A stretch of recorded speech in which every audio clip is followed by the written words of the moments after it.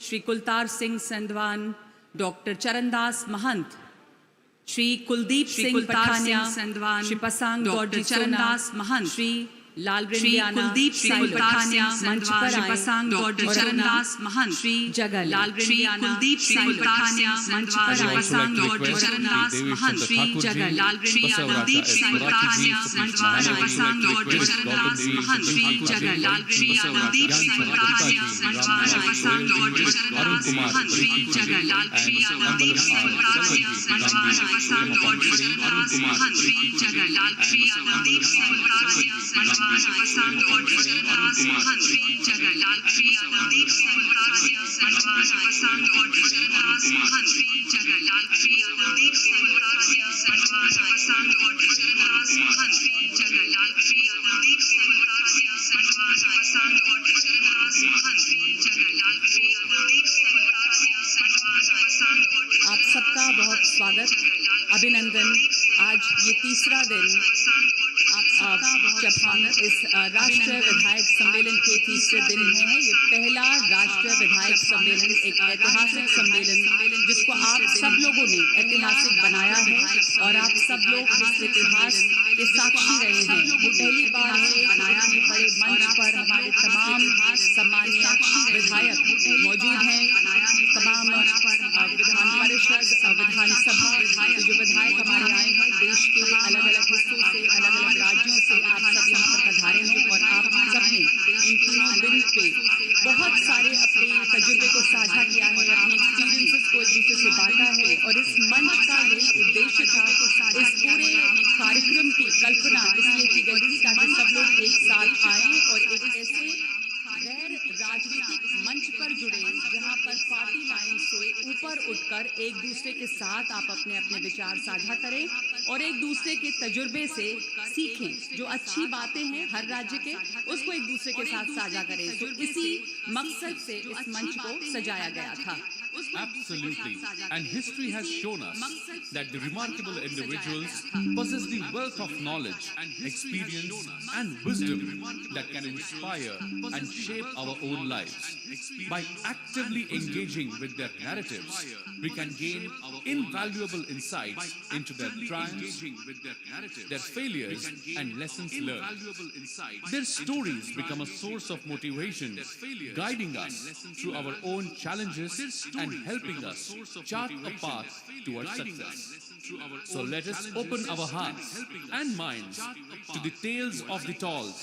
For their stories, we discover a treasure trove of inspiration and guidance. For their stories, बताते हैं आपको फिर tell of the toll जो अभी भी बताया प्रोफेसर गौतम बापट ने, वो ये है कि ये तमाम विशिष्ट लोग जो आप मंच पे देख रहे हैं उनकी कहानियां, उनकी सफलता की कहानियां। So let us begin with this session today. Before we begin, I would like to request everyone on the dais, of the dais, to kindly rise in their seats for national anthem. मैं सभी से विनती करूंगा कि वे अपने अपने स्थान पे खड़े हो जाएं. And I now request my technical team to kindly relay national anthem.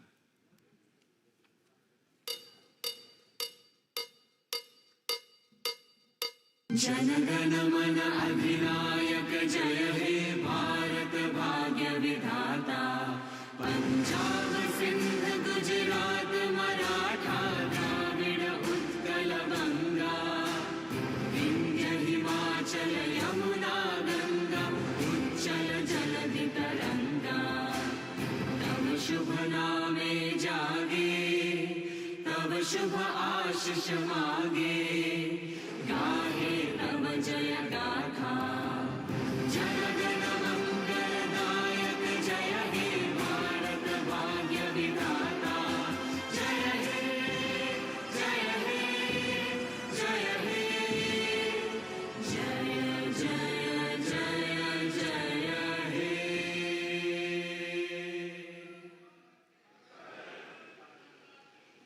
Thank you very much. And now, as per the tradition of this dais, National Legislators Conference, I would like to felicitate and welcome the dignitaries on the dais. First and foremost, I would like to request Madam Sumitra Mahajanji to kindly felicitate and welcome the former Vice President of India, Shri M. Venkaiah Naidu ji.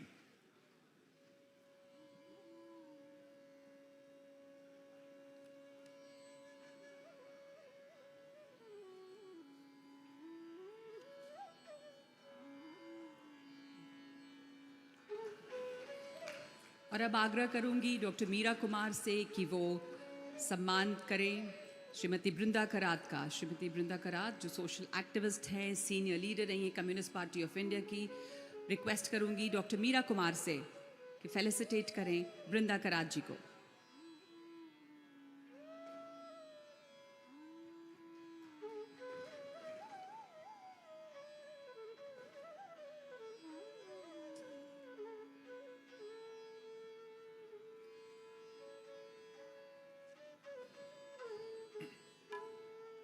A big round of applause, my friends. I would once again request Madam Sumitra Mahajanji to kindly felicitate and welcome the former President of Central Tibetan Administration, Dr. Lobsang Sangyeji.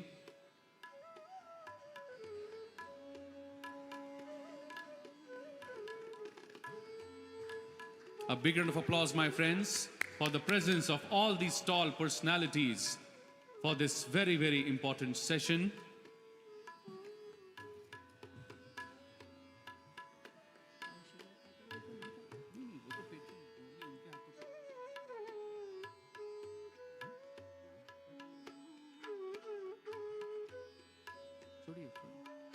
बहुत बहुत एक बार फिर से स्वागत, अभिनंदन हमारे तमाम अतिथियों का जो मंच पे हैं, हमारे तमाम अतिथि जो आप सब हमारे साथ बैठे हुए हैं।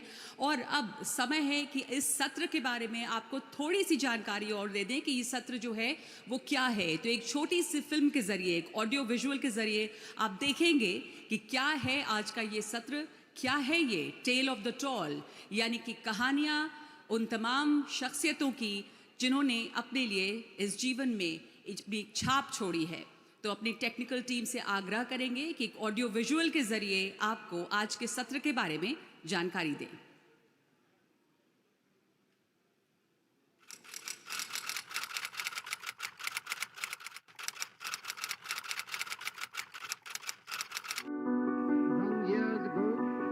Bharat, the world's largest democracy celebrating 75 years. With this grand celebration, we bring you the first ever National Legislators Conference, Bharat, a unique coming together of more than 50 national and regional parties under one umbrella. The Indian Parliament, the temple of the world's largest democracy, is the source of inspiration for this conference. Under the patronage of four honorable former speakers of the Lok Sabha, Srimati Sumitra Mahajanji, Dr. Meena Kumarji, Shri Manohar Joshiji, and Shri Shivraj Patilji. For the first time in the history of the country, more than 4,000 elected representatives from all the states and union territories will converge on an independent and apolitical platform. With more than 80 brainstorming sessions, this conclave deliberating topics like enhancing legislative performance, new best practices for good governance, economic progress based on social inclusion, and being effective and sensitized public representatives. In this forum, we will find solutions to chronic problems. A platform where different political parties will come together to make Bharat stronger.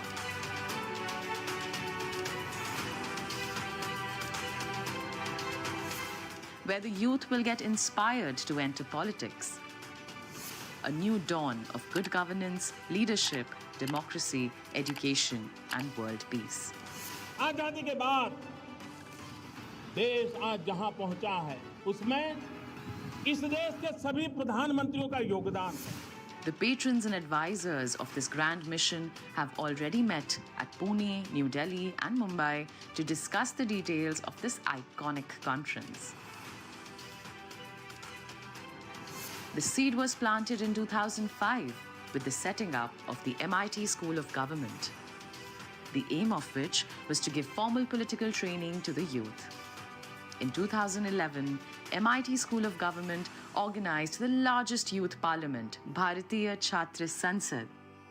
where thousands of young leaders from different parts of the country came together to give shape to their political dreams and ambitions. This was followed in 2017 by the National Women's Parliament aimed at helping women enter legislative bodies. In 2018, the Rashtriya Sarpanch Sansad came into being in order to strengthen grassroots democracy in the villages. The National Legislators Conference Bharat is born from these visionary milestones of over 20 years to give in every hand the tools of nation building. Come, be a part of this festival of democracy, the first ever National Legislators Conference Bharat, which will be organized on 15th, 16th, 17th June 2023 at Geo World Convention Center, Mumbai. Thank you very much for that film. जी, आप तमाम लोगों ने देखा कि ये जो पूरा ये कॉन्फ्रेंस है वो किस लिए है, क्या है, इसका उद्देश्य क्या था। और अब मैं आपके सामने हाजिर कर रही हूँ श्री अशोक गहलोत को, जो हमारे साथ ऑनलाइन जुड़ रहे हैं। Honourable chief minister of Rajasthan के माननीय मुख्यमंत्री हमारे साथ ऑनलाइन जुड़ रहे हैं। श्री अशोक गहलोत का संदेश आप सबके लिए।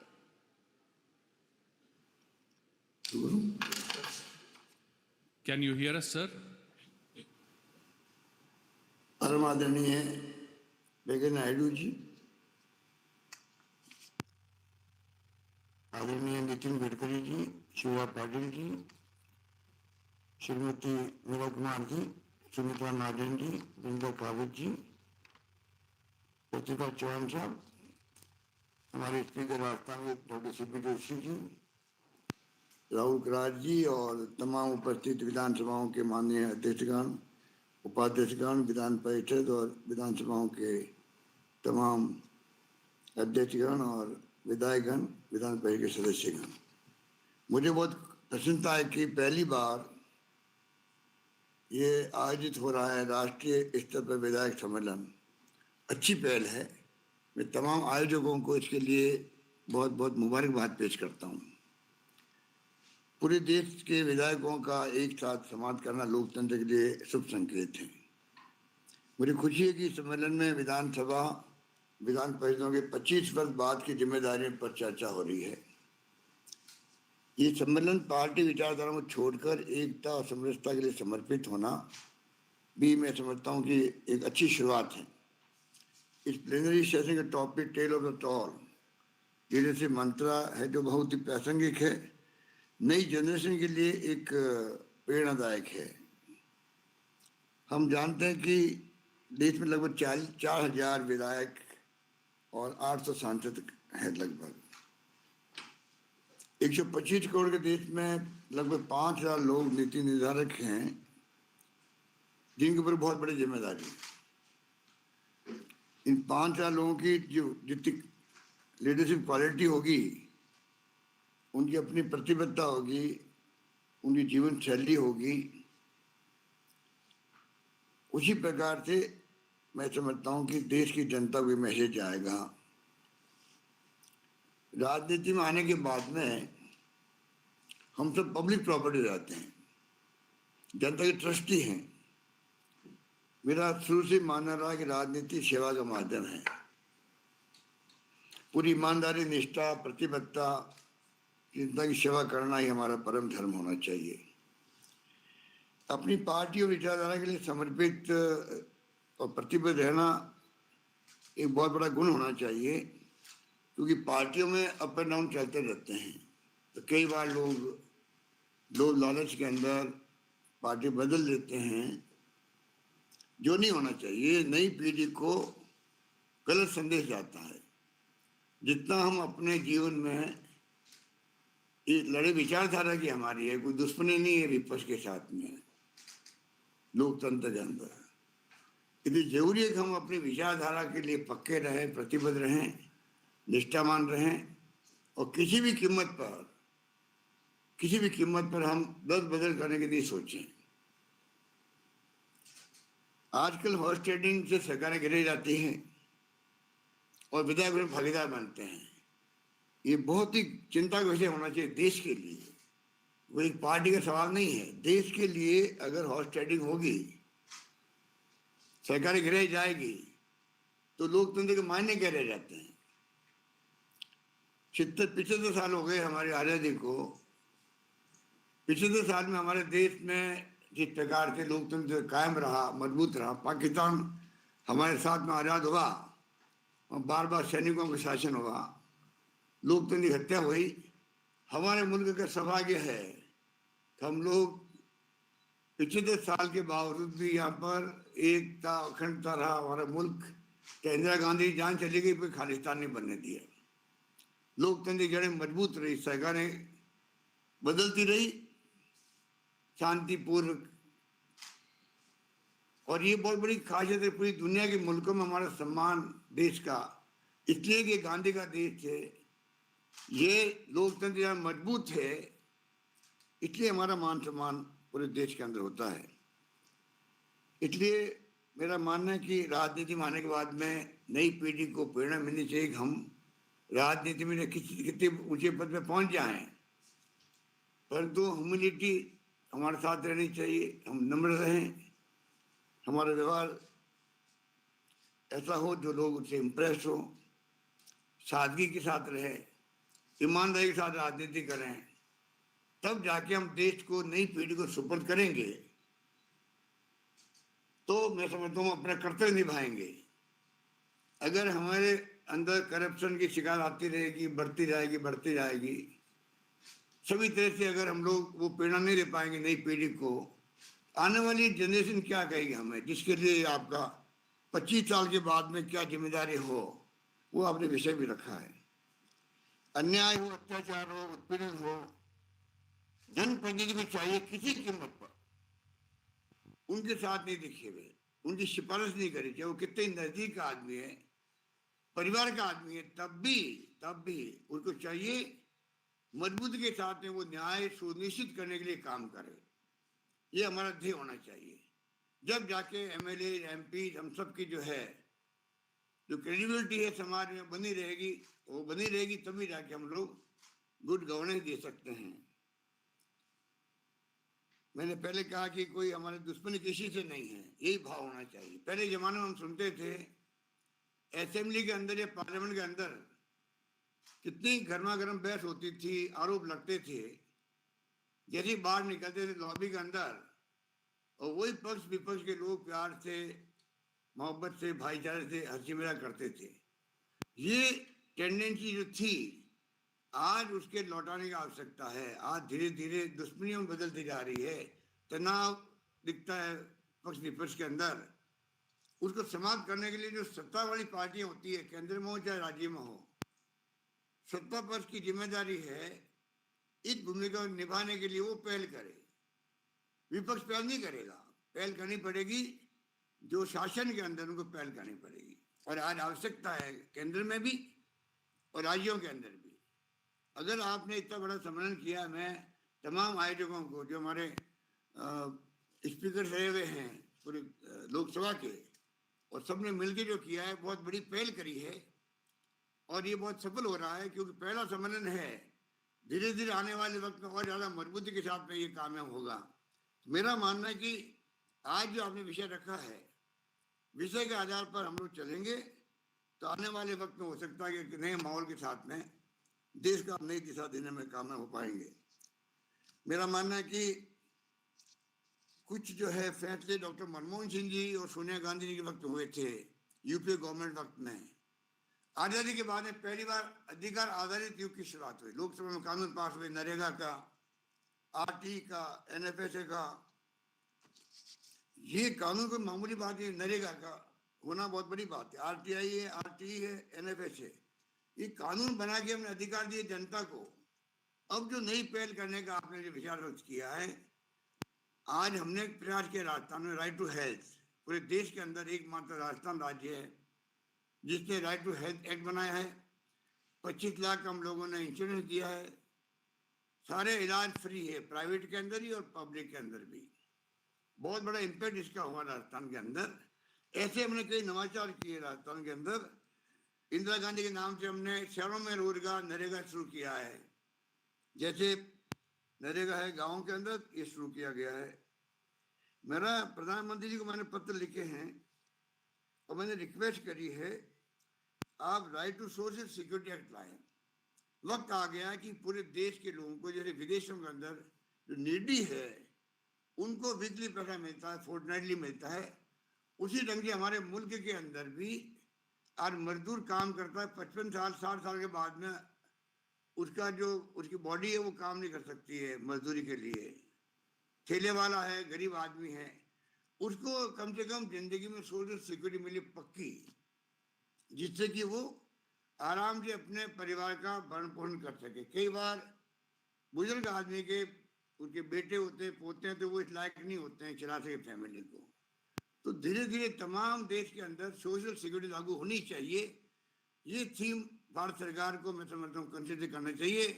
और आप जो सब यहाँ हमारे सीनियर लीडर्स बैठे हुए हैं, अगर वो सब मिलकर के इस पर विचार करेंगे तो मैं समझता हूँ कि सोशल सिक्योरिटी और एक हेल्थ के लिए राइट टू हेल्थ, ये ऐसा वक्त आ गया है जब हम पूरे दुनिया के अंदर विश्व गुरु बनने की बात भी करने लग गए हैं। तब बन पाएंगे जब हमारे खुद का जो है घर, हमारा देश है, उसके गरीबों का, दलितों का, पिछड़ों का और निडी लोगों का, निडी किसी जाति किसी धर्म का हो, उनका हम भला कैसे कर सकते हैं, उनको न्याय कैसे दिला सकते हैं, सुनिश्चित कर सकते न्याय उनके साथ में, और सोशल सिक्योरिटी प्रोवाइड कर सके। सोशल सिक्योरिटी बहुत आवश्यक हो गई है मेरा मानना है। राजस्थान में हम करीब 1 करोड़ लोगों को पेंशन दे रहे हैं, चाहे बुजुर्ग हो, चाहे विधवाएं हैं, एकल नारी है, निःसंतान है। उसका बहुत बड़ा इम्पैक्ट है राजस्थान के अंदर। इस प्रकार हमने कई नवाचार किए हैं। समय कम है कि मैं उन नवाचारों के ऊपर चर्चा नहीं करूंगा, पर हमारे नवाचारों की चर्चा आज पूरे देश में हो रही है, इस बात का मुझे बहुत गर्व है। हम चाहते हैं कि सोशल सिक्योरिटी के माध्यम से एक मैसेज दें गरीबों को भी कि सरकार आपके साथ में खड़ी है। ये मेरा मानना है। इस सम्मेलन को जो आप लोगों ने बुलाया है उसके लिए मैं आप सबका बहुत बहुत बधाई देता हूँ, मेरी शुभकामनाएं हैं। और बड़ी संख्या में विधायकगण आए हैं, सब लोग विधान परिषद के सदस्य आए हैं। मैं सबको मेरी बहुत शुभकामनाएं, मेरी बहुत बधाई है। धन्यवाद। जय हिंद। धन्यवाद।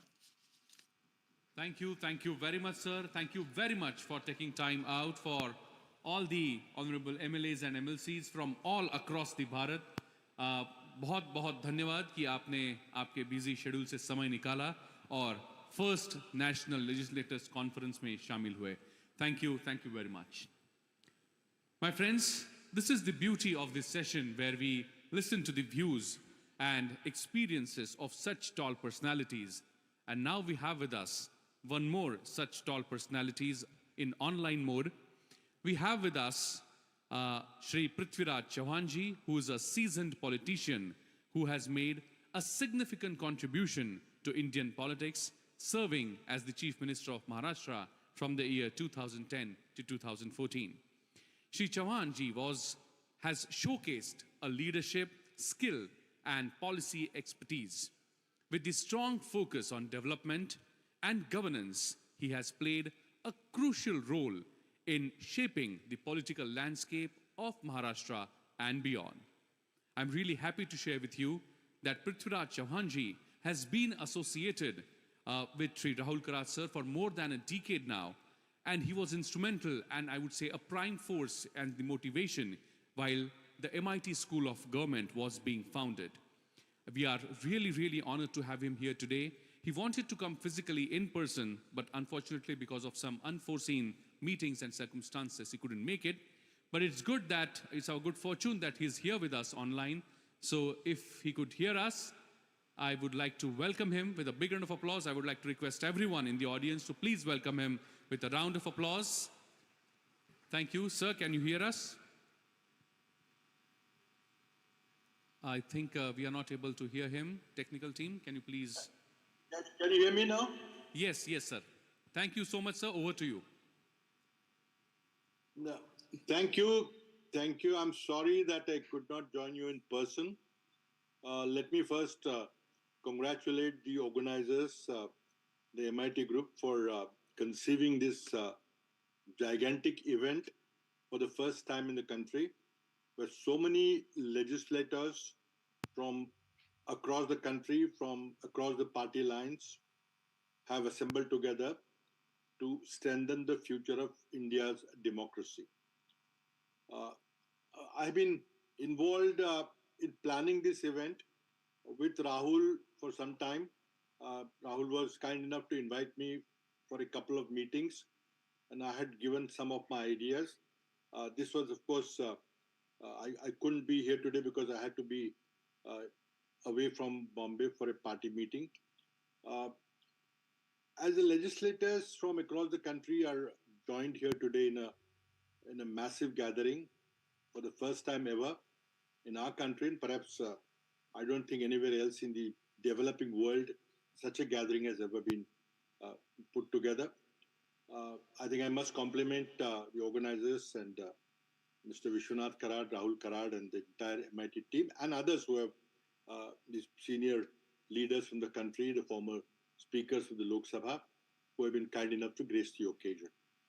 The challenges before all of you is how we develop India into a developed country in near future.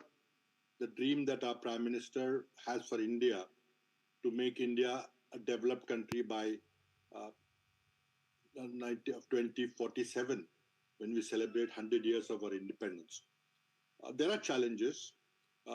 Saying that we'll become a developed country is one thing, but trying to develop the country, go into a trajectory of fast economic growth, and also serve the cause of equity is not very easy.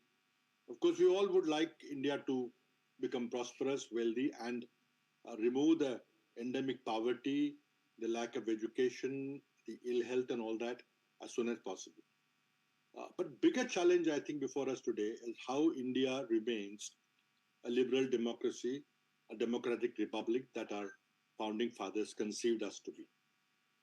As we develop, there are challenges, and challenges would be there. Different states could pull in different directions.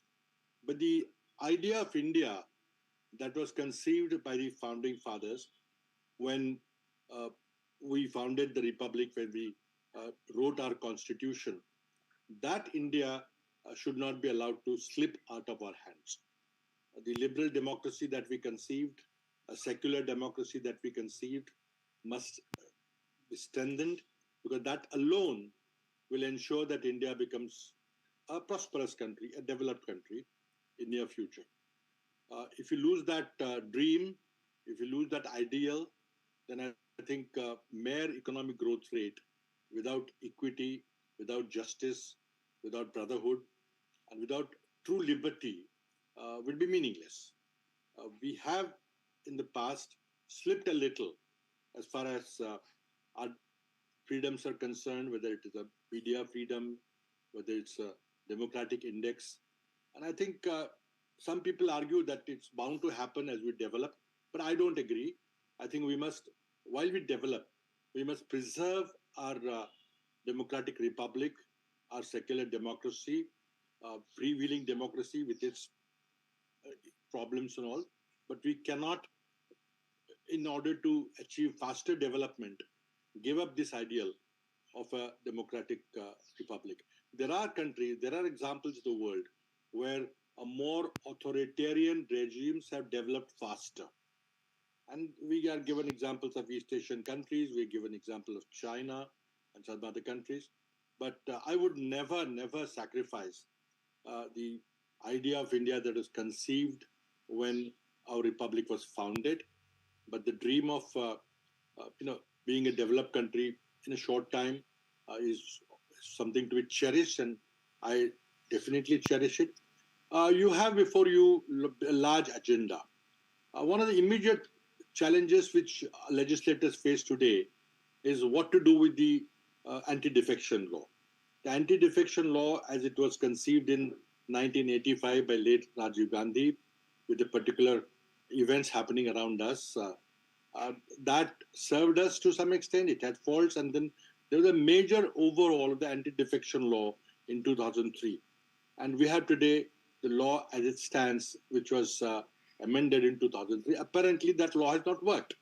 We have seen examples in many state legislatures where there have been rampant defection. Governments have been brought down, new governments have been created. And I think I'll urge you to really introspect and discuss whether there is a need, and as I believe, there's a need to scrap the current version of the anti-defection law and enact something more, which will really not allow defection to happen. There are many suggestions which have been made. I think this is one thing which I think I'll strongly urge that you discuss in the next deliberations for next 2 days. Another thing I would really ask you to ponder is the Constitution framers considered a separation of powers between the three arms of the government, the legislature, the judiciary, and the executive. But we don't seem to be anywhere near that ideal. I think the parliament, moment it elects the leader of the largest party, and that leader becomes the prime minister, and he has a cabinet at his disposal and a huge bureaucracy to govern, that executive becomes all powerful, and parliament virtually commits a hierarchy. Parliament cannot legislate itself. Parliament has no role in budget making at all. Parliament cannot disagree with the ruling party whip if they have a different view, or if the electors who are elected them have a different view, they cannot do it. They become really slaves to the whip. This is exactly what was talked of by late Madhu Limaye when the original anti-defection law was being enacted. And he said, please don't do it. The legislatures across the world, very few of them have a law like ours. The United States doesn't have it. England doesn't have it.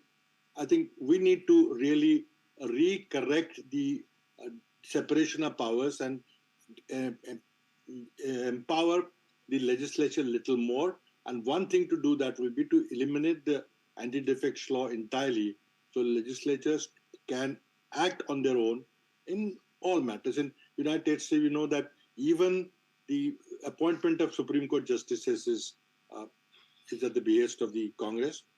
The budget is framed by the Congress. The new laws are framed by the Congress, and the president is just given a de facto budget or de facto legislation to work on. I mean, we may not be able to go to that extent today, but I think I'll strongly urge you to consider whether, in today's scenario, legislatures have any role as was conceived when American Constitution was being drafted. The principle of separation of powers between the three wings of the government, I think is not working in India today. The executive has become all too powerful. I mean, even the judiciary has limited role, but because the appointments ultimately have to be vetted. But particularly how the legislature gets back the power, its teeth, so that what was conceived in the Constitution when it was framed, the three arms of the government should balance each other. There should be checks and balances. It is not happening today. The executive has become all too powerful, whether in states or at the central level. I think these two themes, which are partly interrelated, should be, I think, would be my priority. Of course, how do you make sure that the legislators are given enough secretarial assistance, how they can really work on research. There are issues about constituency development. I mean, the organizers have conceived many verticals where you can discuss and enrich yourself. Of course, the most important thing today will be you'll be meeting across your colleagues and friends from all over the country. Many of you probably have not been to Mumbai. Enjoy Mumbai. I'm sorry I'm not there personally to welcome you, but I think one of my earnest requests before I conclude is that this should become an annual event. Maybe some other state would take up the sponsorship of the event next year, with, of course, the secretarial assistance provided by the MIT group. But let us make this into an annual event, and let us carry fond memories of your visit, your conference, and let's get something tangible out of this. Thank you. I wish the deliberations all the best. Thank you again. Thank you so much. बहुत बहुत धन्यवाद आपका पृथ्वीराज चौहान जी. आपने तमाम व्यस्तताओं के बावजूद समय निकाला और ऑनलाइन जुड़े. हम जानते हैं कि आप हम यहाँ पे आना चाहते थे लेकिन आप नहीं आ पाए. बहुत धन्यवाद आप तमाम लोगों का. और इस पूरे सत्र की सबसे बड़ी सुंदरता ये है कि हमारे तमाम ऐसे वरिष्ठ नेता जिन्होंने अपने जीवन में बहुत कुछ अचीव किया है, उनके जीवन से हम कुछ सीखें, समझें, उनके तजुर्बे, उनके अनुभव को यहाँ वो साझा कर रहे हैं। और अब मैं आगे बुलाना चाहूँगी एक ऐसे नेता को जिसको हम सब बहुत सुनना चाहते हैं, हमारे special guest of honour doctor Lobsang Sangay, former president Central Tibetan Administration, first Sikyong of the Central Tibetan Administration, यानी कि प्रधानमंत्री रहे हैं। और लोपसांग सांगे के बारे में मैं आपको बता दूं कि वो बहुत ही एक प्रोमिनेंट शख्सियत रहे हैं टिबेटन कम्युनिटी में। Lobsang Sangay has been a very prominent figure in the Tibetan community. He is an accomplished scholar, is an activist and politician, and as the president of the Central Tibetan Administration, he has played a pivotal role in advocating for the rights and freedom of the Tibetans. With a remarkable background and dedication to the cause, Sange's journey is one that inspires and captivates, making him an influential voice in the global arena. Dr. Lobsang Sange, हम सुनना चाहेंगे आपके अनुभव, आपके तजुर्बे और आपका पूरा राजनीतिक सफर। स्वागत है आपका। Thank you. Honorable Venkata Naidu ji, Sumitra Mahajan ji, Honorable Meera Kumar ji, Shivraj Patil ji, Honorable Speakers, Honorable MLAs and MLCs from all over India. Yesterday I was chief guest in a panel, and many of the MLAs and MLCs were complaining that we must have a session of at least 45 days or 60 days so that MLAs and MLCs could participate and make executive accountable. By today's morning presence, yesterday was Friday night, today is Saturday morning, your presence, your attendance shows that even if you're given 90 days or 120 days session a year, you will have full attendance. I hope the speakers will notice, and local assembly will have 60 to 90 day sessions a year. I am a Tibetan. Presently, I'm a senior fellow and lecturer at Harvard Law School. But as introduced, I'm a Tibetan. And I have worked with His Holiness the Dalai Lama for 10 years as the Prime Minister of Government Exile. As you know, His Holiness Dalai Lama says he is a son of India because he spent most of his life in India. But as a Tibetan, we also say I'm from a land of Shiv Bhagwan and Mansarovar too. So we are refugee here, but I think Shiv Bhagwan and Mansarovar is in Tibet. So on behalf of all the Tibetans, I want to extend my greeting, and also would like to congratulate Rahul Karat and Vishwanath Karat ji for hosting this event, an unprecedented, historic event, where when we met a year ago, I never thought that such a gathering would be possible. But this is a very, very successful event, and I want to congratulate MIT, all the staff members and volunteers for making this event a grand success. Also, Vishwanath ji as a teacher, he is, I think, always testing me. This morning I found out that my name is among the speakers. Thoda heran ho gaya. So I hope I'll pass the test this morning.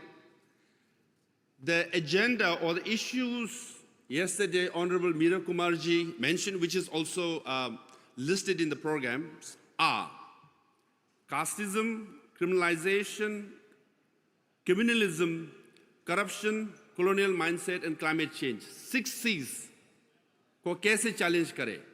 How do we confront this? To challenge this or confront these 6 C's, I would propose 3 K's: karma, karuna, and karam.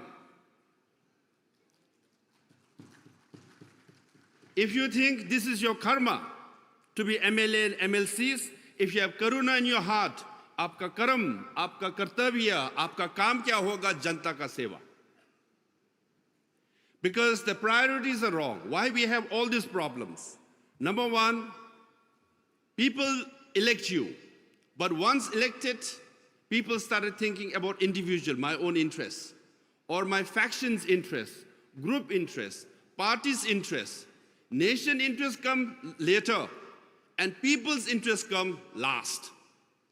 If you think, if you have karuna in your heart, if you have compassion in your heart, first you will think of people who elected you. Then you will think of nation. then only think of your party, then think of your group, then your individual interests. So, to be a leader, you all must think it's your good karma. I was in the session yesterday, some MLAs and MLCs were complaining, हम तो छोटा MLA है, हम minister नहीं है, हम कुछ कर नहीं सकते, हम तो opposition में है. I have been to 30 so countries. I have met member of parliament from Australia, Sweden, Norway, America, Canada. सब वही कहते हैं. I'm just a member of parliament. हम मंत्री नहीं है. When you go to, and then you go to, you say, I'm not in the ruling party, I'm in the opposition. But when you go to the ruling party MP, he will say, no, I'm not in the foreign relations committee. When you meet the MP of the foreign relations committee, he will say, I'm not an MP, I'm not a chairman of the committee. When you go to meet the chairman, he says, I'm not the foreign minister. When you go to meet the foreign minister, they will say, I'm not the prime minister or president. Everybody thinks I'm lower than you are. Actually, आप लोग MLA, MLC है, आप लोग तो लाखों में से एक है. लाखों people elect you. आपका कर्मा है. This is very fortunate. आप तो भारत में हम लोग कहते हैं we have 3 crores भगवान. MLA, MLC तो सिर्फ 4,000 है. आप तो भगवान से भी कीमती है. तो हमें सोच बदलना चाहिए, क्योंकि गांधी जी ने कहा है, आप जो सोचते हो कहेंगे, वो कहेंगे करेंगे, ये आपका हैबिट हो जाएंगे, कैरेक्टर हो जाएंगे, वो डेस्टिनी हो जाएंगे. जो सोचते हैं आप बन जाते हैं. आप सोचते हैं हम MLA कुछ भी नहीं है, आप कुछ भी नहीं होंगे. हम सोचते हैं कि MLA है, भगवान से भी मैं कम हूं, ये तो मेरा करिश्मा है, लाखों में से एक हूं. तो सोचने से आपका कहना भी होगा, करना भी हुई होता है. ये colonial mindset हो गया. One thing is to get rid of colonial mindset. Why do we have to talk of colonialism now? Britain colonized India. The present Prime Minister of Britain is an Indian guy. है कि नहीं? सबसे ताकतवर देश, most powerful country in the world is America. Vice President of America is an Indian woman. Still we talk of colonial mindset. हमें कब्जा किया, ये किया, वो ताकतवर है. हमारे लोग Fortune 500 कंपनीज का कितने CEOs, कितने प्रेसिडेंट कौन है? इंडियंस है. यहाँ पे कहते हैं हम लोग कुछ नहीं है, colonial mindset है. तो आप कर्मा है, करुणा होना चाहिए और आपका काम और कर्तव्य निकल जाएंगे. क्योंकि फॉर एग्जाम्पल कास्टिज्म बहुत प्रॉब्लम है. कल विश्वनाथ कारक जी कहा, साइंटिफिकली इज प्रूवन, हमारा ब्लड टेस्ट कर चुका है. All our blood being tested, 99.9% of our blood is exactly same. Upper caste हो, lower caste हो, American हो, European हो, Asian हो, जो भी हो, blood 99.9% of all our blood is same. हमारा brain same है, हमारा organ same है. Where is the difference? और corruption क्यों आता है? Because you think of your interest first, your family's interest first, then your group's interest first. और party का इंटरेस्ट, क्योंकि इलेक्शन जीतना है उसमें पैसा चाहिए. That's how it comes. पर आपके दिल में करुणा है, सोचते कि जनता के लिए सेवा करने के इलेक्ट हुआ है, तो जनता will be first, country will be second. So if you change your mindset, you are very powerful people. You can change the nation. Now, colonial climate change, it's a problem for the whole world. By 2030, in 7 years' time, food, energy, and water will be less than what is being produced now, what is being available now. 2030 is the turning point. पानी कम, खाना कम, energy कम, सारे देश में. अभी next year, more people in the world, half the countries in the world, will have lack of drinking fresh water. Half the countries in the world, अगले साल से कम होने वाला. अभी there are so many villages around the world where they don't have drinking water on a daily basis. So climate change is real. We are confronted with that. So unless we all come together, unite, and fight this climate change, we are not going to make changes in the whole world. I would like to conclude by saying, because the morale of the elected members are so low, ये सिर्फ India नहीं है. If you look at the polls in America, The poll of American Congress is around 30% जनता का विश्वास नहीं है. Europe में भी विश्वास नहीं है. Almost all the countries, maybe bearing some exceptions, most of the parliaments have the trust and the confidence of the people for less than 50%. इसलिए, in the whole world, since 2020, since the year 2000, more countries are becoming non-democratic. If you have studied the Freedom House Index, more countries are becoming non-democratic, more autocratic. तो सोचने लगता है democracy is not working. ये लोग बात ही करते, कुछ काम ही नहीं करते. So let's go for populism. Let's go for authoritarianism. इसलिए authoritarian leaders are increasing every year. तो सोचते ये स्ट्रॉन्ग मैन आ जाए तो सब प्रॉब्लम खत्म कर देंगे. नहीं, यूक्रेन का वॉर इसलिए हुआ, पहले अथॉरिटेरियन आया और इन्वेड कर दिया, ग्लोबल डिजास्टर हो गया. सो authoritarianism is a threat to democracy. So we all need to have a mindset and confidence that democracy is the best available system we have. We all must unite, work together for the poor, for sick, for old people, and for climate change, and beat authoritarian system. India's model is development with democracy. China's model is development without democracy. उनका model देखने बहुत है. There are many countries they are saying we will take development without democracy, but we must prove हमारा भारत महान है तो we must prove development with democracy. जो हमारे पास है वो सफलता होंगे. And by 2047 that model should prevail around the world. Thank you very much. Jai Bharat, Jai Tibet, Jai Jagat. Thank you so much. That was so beautifully put. और आपके लिए एक मंत्र हम सब के लिए, कर्म, करुणा और काम, इसको हम याद रखेंगे. And like very rightly you said, development with democracy, that should be the focus. And this is why we are all here together to strengthen democracy. That's what this platform is trying to do. इसके आगे मैं invite करना चाहूँगी, आमंत्रित करना चाहूँगी हमारी अगली special guest of honor, Shrimati Brinda करात. श्रीमती बृंदा करात सामाजिक कार्यकर्ता, वरिष्ठ नेता, communist party of India Marxist की वरिष्ठ नेता, farmer member of parliament Rajya Sabha, और पूरी राजनीतिक जीवन का इनका बहुत ही एक बड़ा अनुभव है. जब भी कोई अहम मुद्दा होता है, जब भी कोई ऐसा मुद्दा होता है जहां पर एक मजबूत आवाज़ चाहिए, तो बृंदा करात जी को हमने हमेशा हमेशा सुना है सारे महत्वपूर्ण मुद्दों पर अपनी आवाज़ उठाते हुए. एक बहुत ही जानी मानी सोशल एक्टिविस्ट बृंदा करात जी, आपके राजनीतिक अनुभव को जानना सुनना चाहेंगे, आपके विचारों को. यहाँ मौजूद सब लोग, स्वागत है आपका. Thank you very much Indeed. मंच पर उपस्थित हमारे आदरणीय वेंकैया नायडू गारू जी, हमारी प्रिय ताई सुमित्रा महाजन जी, हमारी प्रिय बहन डॉक्टर मीरा कुमार जी, मंच पर उपस्थित तमाम नेतागण और इस ऐतिहासिक नेशनल लेजिस्लेटिव काउंसिल के देश के कोने कोने से उपस्थित चुने हुए हमारे नुमाइंदे, जनवादी प्रणाली के प्रतीक हैं आप सब. आप सबको मेरे तरफ से नमस्कार, प्रणाम और सलाम करती हूँ. मैं प्रथम ही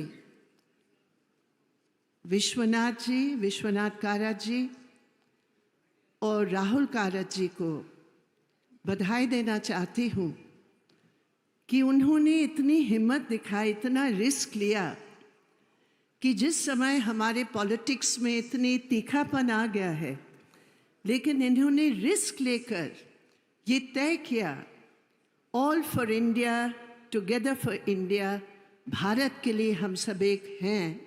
ये थीम को लेकर हमारे देश के तमाम राजनीतिक दलों के चुने हुए प्रतिनिधियों को उन्होंने आमंत्रित करके मंच उपस्थित की कि हम अपने बात कह सकते हैं कि क्या जब हम 2047 के भारत का जब हम कल्पना करते हैं तो क्या हमारे बीच में बांधने वाले कौन से वो मुद्दे हो सकते हैं जो हम कह सकते हैं कि हम एक होकर एक मजबूत और एक संवेदनशील भारत को हम बनाने में सफल होंगे।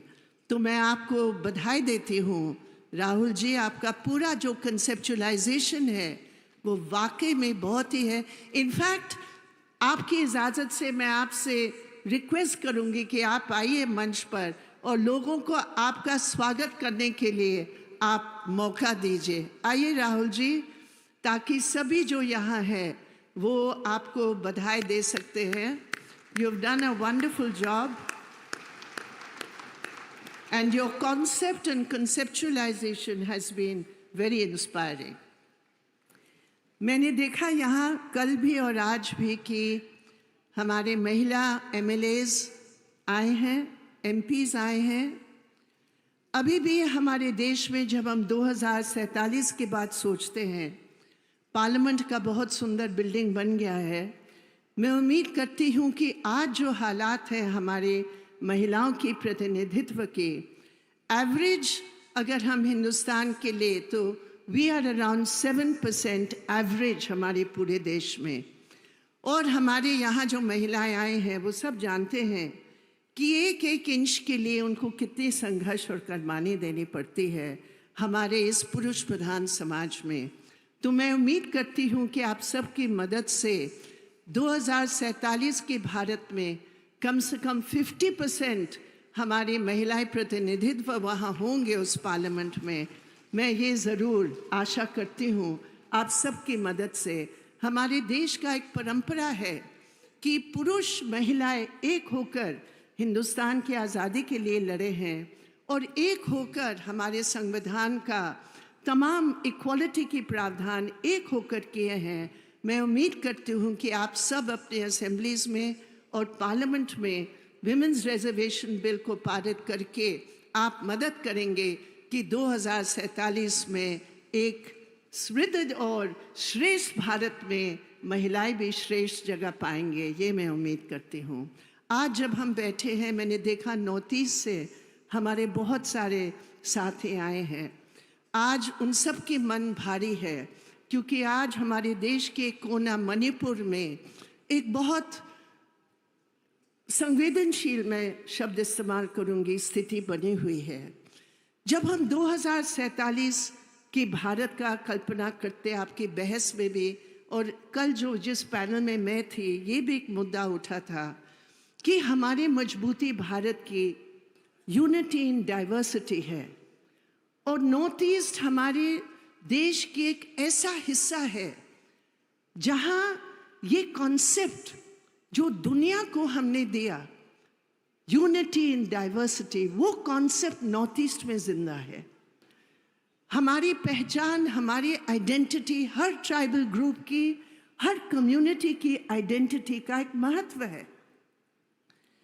लेकिन आज किसी प्रकार की उस आइडेंटिटी को अगर हम लोग एक पॉलिटिकल मैनिपुलेशन का टूल बनाएं, वो आइडेंटिटी पॉलिटिक्स को मैनिपुलेट किया जाता है कोई पॉलिटिकल गेन के लिए,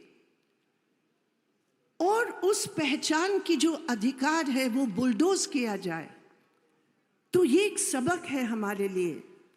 2047 के भारत में ये मानती हूँ आप सबकी ये राय होगी कि यूनिटी इन डाइवर्सिटी, और नॉर्थ ईस्ट की भाइयों बहनों को मैं बधाई देती हूँ कि आप हिंदुस्तान की उस कोने में इस प्रिंसिपल की आप प्रतिनिधित्व कर रहे हैं। और मैं उम्मीद करती हूँ कि मणिपुर की जो आज स्थिति है वो बहुत जल्दी शांति की स्थिति वहाँ बनेगी, और ये जो कॉन्स्टिट्यूशनल प्रिंसिपल है हमारा, उसको हम लोग आगे बढ़ सकते हैं। मेरे प्रिय साथियों, हमने ये सोचा और आप लोगों ने मंथन की 2 दिन कि वो कौन से तरीका होंगे जिसके आधार पर हम लोग कह सकते हैं we are all together for Bharat. What is that? What is that कड़ी? वो कड़ी कौन सी है? मेरी समझ में हमारे आज़ादी की संघर्ष हमें वो जवाब देता है। आज़ादी के संघर्ष के बाद उस आज़ादी के संघर्ष की वसूल सिद्धांत हमारे कॉन्स्टिट्यूशन ने रेखांकित किया। और वो कॉन्स्टिट्यूशन आज अगर हम देखें, बहुत कमियां हो सकती हैं उसमें। मैं मानती हूँ डायरेक्टिव प्रिंसिपल्स की जो ऐसे बहुत धाराएं हैं जो डायरेक्टिव ही रह गए, अमल में नहीं आए। For example economic equality, distribution of resources, मैं उसमें नहीं जा रही हूँ आज। लेकिन मैं जो कहना चाहती हूँ कि अगर Bharat together, we are all together for India, the one document, the one spirit, the one binding factor for each and every Indian citizen is Dr. Baba Saheb Ambedkar's Constitution of India. और उस constitution के जो अलग खंबे हैं, आज में इतना समय नहीं है कि हम उसकी डिटेल में जाएं, लेकिन मैं 4 बात कहूंगी। सेक्युलरिज्म, सेक्युलरिज्म का मतलब इस शब्द में है, हम भारत के लोग, हमारे संविधान का प्रियम्बल कहता है हम भारत के लोग, हिंदू, मुसलमान, क्रिश्चियन, सिख, बुद्धिस्ट, जैन, हम सब भारत के लोग हैं। लेकिन कॉन्स्टिट्यूशन कहता है हम भारत के लोग, नॉट हम भारत के हिंदू, हम भारत के इस धर्म या उस धर्म। तो सेक्युलरिज्म का मतलब है अगर कोई निर्दोष को धर्म के नाम पर लिंचिंग होता है, मेरे प्रिय बहनों और भाइयों, ये कोई कम्युनिटी का लिंचिंग नहीं है। अगर संविधान हमें बांधता है, मैं कहती हूँ वो हर लिंचिंग संविधान का सिंबॉलिक लिंचिंग है। ये भावना को लेकर अगर हम चलेंगे, 2047 का भारत एक ऐसे भारत होगा जो कभी किसी के सामने झुकेगा नहीं। दूसरी बात है जनवाद की। हमारे विभिन्न डिफरेंसेस है, मैं मानती हूँ, हो सकता है मैं कम्युनिस्ट हूँ, हो सकता है आप सब मेरी विचारधारा को बिल्कुल गलत मानते हैं। हमारी संविधान मुझे अधिकार देता है, लेकिन आज किसी प्रकार की अगर जनवादी प्रणाली में कानूनों को इस्तेमाल करके हम लोगों को बंद कर लेंगे जेल में, मैं किसी पार्टी की बात नहीं कर रही हूँ, मैं संविधान की बात कर रही हूँ। जनवाद और जनवादी प्रणाली हमारे देश की बुनियाद है।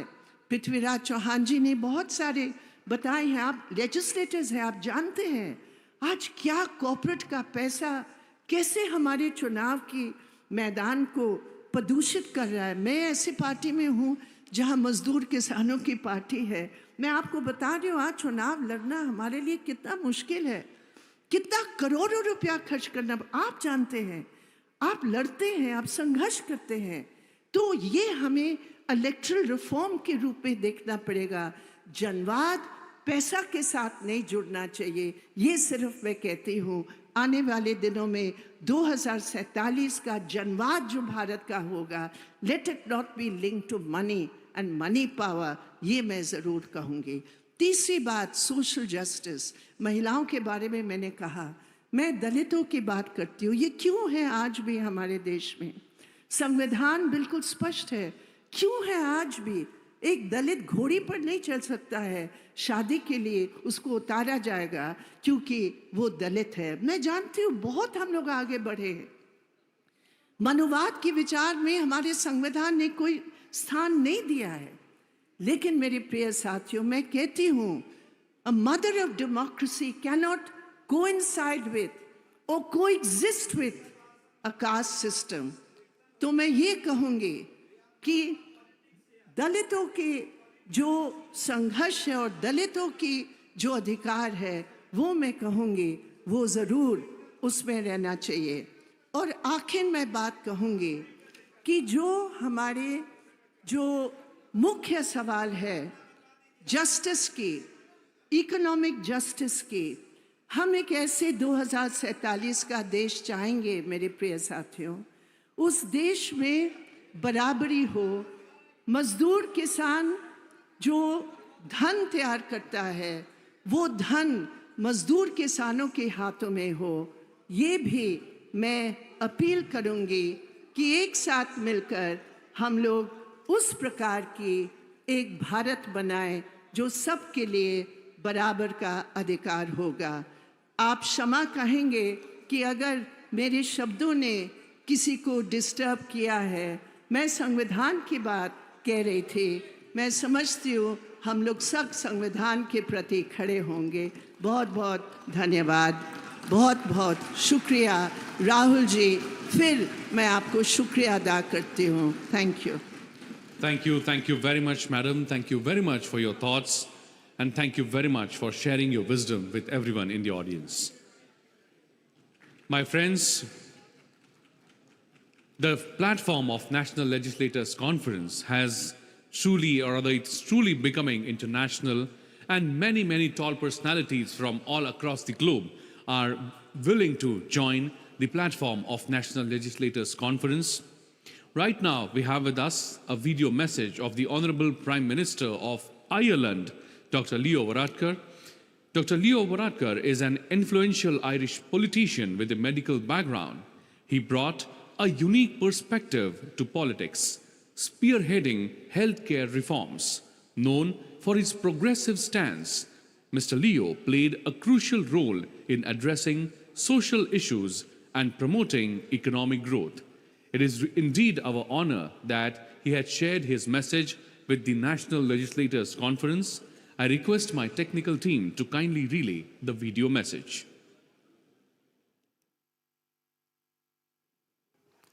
Namaskar. I'm Leo Varadkar, Prime Minister or Taoiseach of Ireland.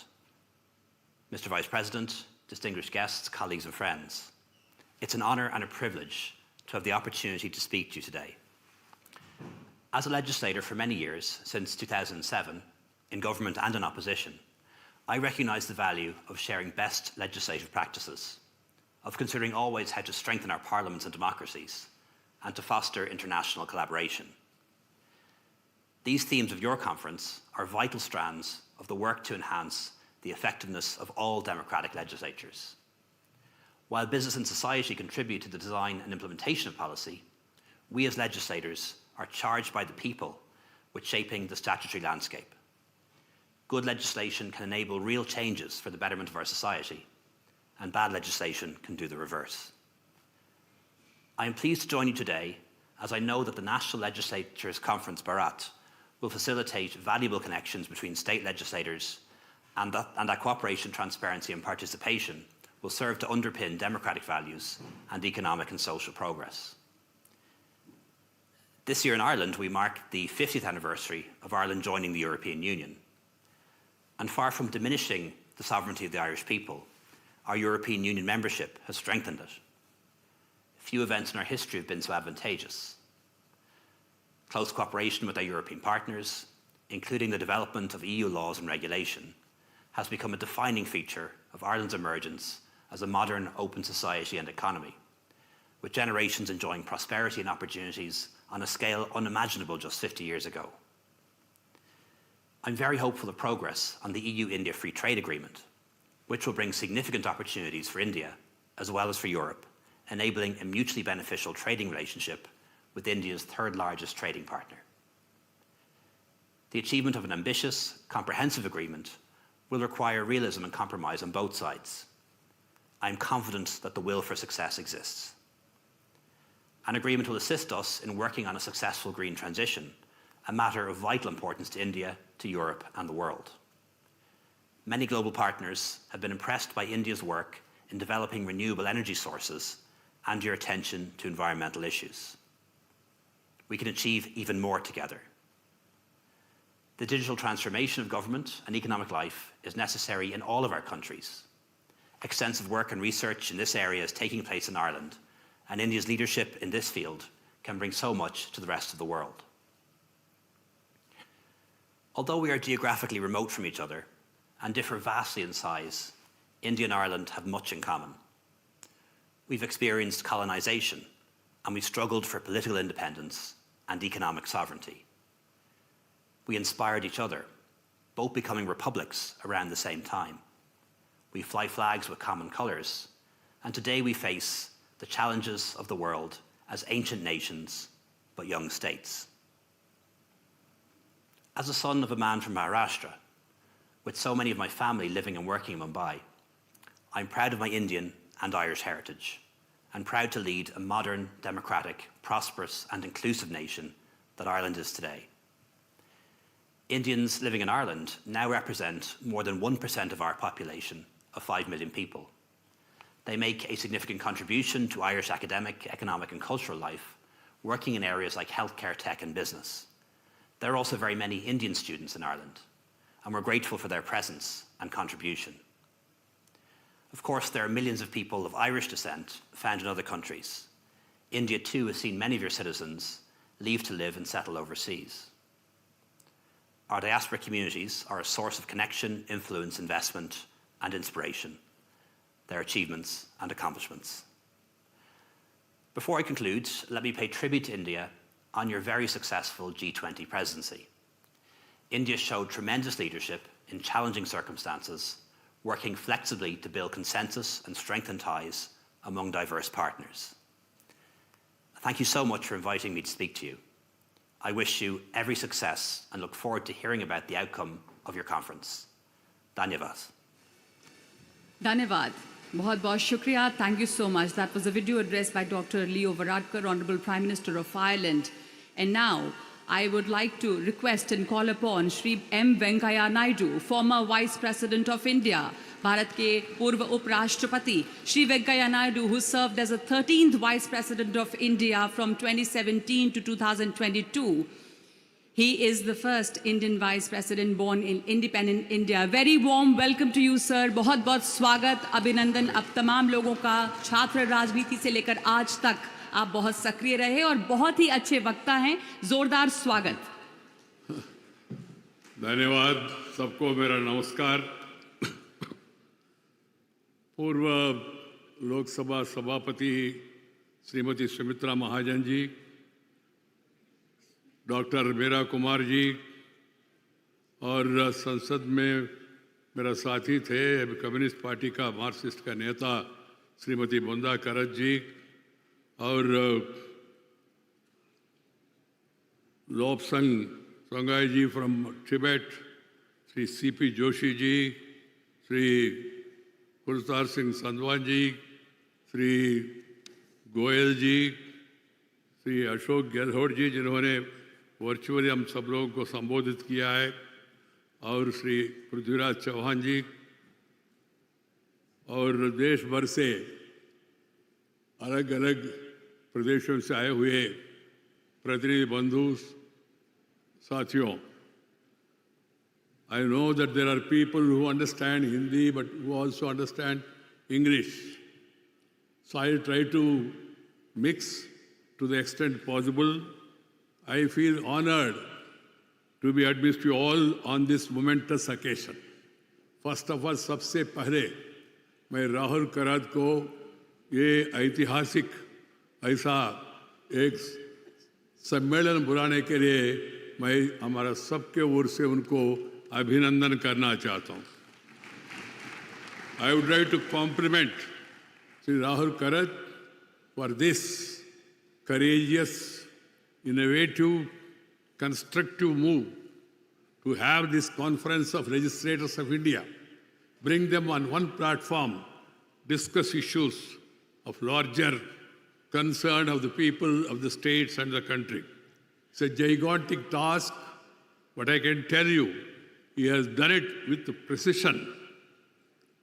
And that was possible because he had a vision and the blessings of his father, Professor Vishwashanti Karaj. Friends, this is something unique.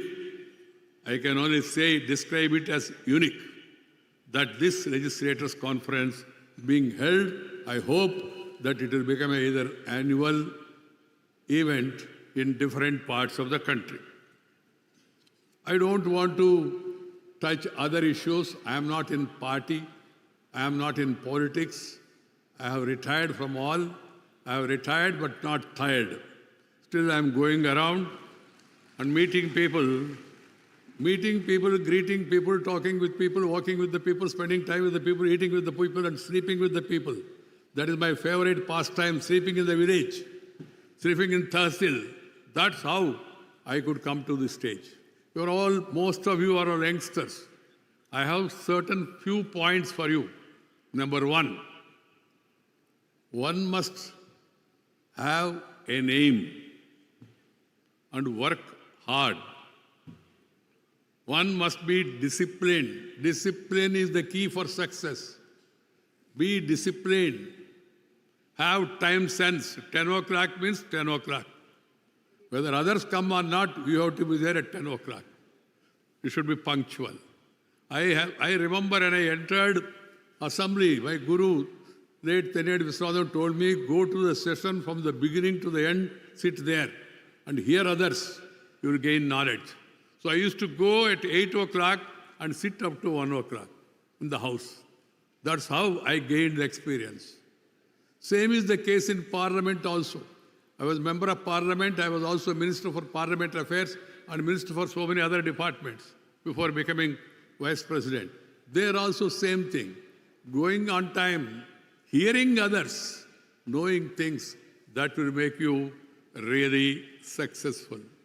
My dear friends, working hard has no other alternative, because we have been given a task and there are so many challenges and problems before all of us. So we have to understand the problems of the people and work for their solution. Our founding fathers, who were visionary leaders of our freedom movement, were conscious of the fact that they were writing a corrective future of the nation on behalf of the people at large by drafting the visionary document, which is our Constitution. Therefore, adhere to the ideas laid down by our constitutional framers. It should be our collective responsibility. This is my another advice. And remember that we are the largest democracy and we are the most vibrant democracy. We should all work hard to see that this vibrancy is kept on. That is possible when all of us are committed to the ideals that have been enshrined in the Constitution. My dear sisters and brothers and youngsters, democracy provides the foundation of our society. Needless to add, it is the cornerstone of our democratic way of life. So democracy, democracy, democracy should be our collective endeavor. We have traveled a long way. We are going to complete 75 years and we are going to celebrate Azadi Ka Amrit Kal. We have so many achievements to our credit. Undoubtedly, India is now being recognized and respected worldwide. And India is now 5th largest economy. If we all work together, I am sure we will become 3rd largest economy in the world and outnumber the so-called developed countries also. But we also have some challenges. I want to underline, 20% of our people are living in below poverty line, 20%. That means 1/5. Second challenge is that nearly 18% of the people are illiterates. They don't know how to write and read.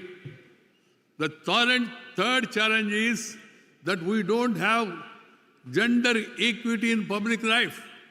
Vrindaji was mentioning about representation in parliament and legislature, even in every sphere of activity.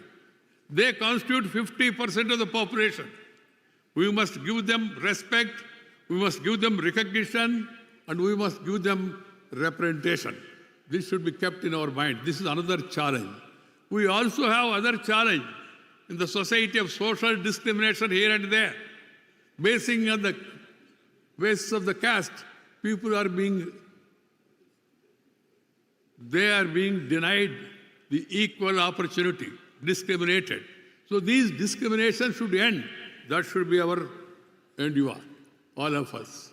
For that, the democracy to succeed is, I have 4 lines. 1, you must select and elect leaders with character, caliber, capacity and conduct. Leaders with character, caliber, capacity and conduct. 4 C's. But some of our very intelligent politicians, they have replaced these 4 C's by another 4 C's. Instead of character, caliber, capacity and conduct, caste, community, criminality and cash are being replaced in certain places. but we should not allow them to succeed. We should go on the basis of the character, caliber, capacity, and conduct. And then coming to legislature, we call it as the temple of democracy. And these legislatures must be vibrant. For that, you people who are all members in different legislative assemblies and members of parliament belonging to different political parties, they should all adhere to discipline in the house, dedication, devotion. If you have all these 3 Ds, then democracy will succeed. We go to parliament, we don't allow the parliament to function, then democracy will not succeed. So my suggestion is debate, discuss and decide, but not disrupt. Sometimes it happens. I do have experience, both opposition and government side and also as a chair of the session. Sometimes it happens, but it should not be a regular feature. And then, after disruption, once the House resumes, you must discuss, decide. What is the way? People ask, sir, do you mean to say then there should not be any opposition? I say there should be opposition. There should be a strong opposition. There should be a viable opposition. But oppose, I have a 3-line advice. Let the government propose, let the opposition oppose, let the House dispose. That is my solution to this problem.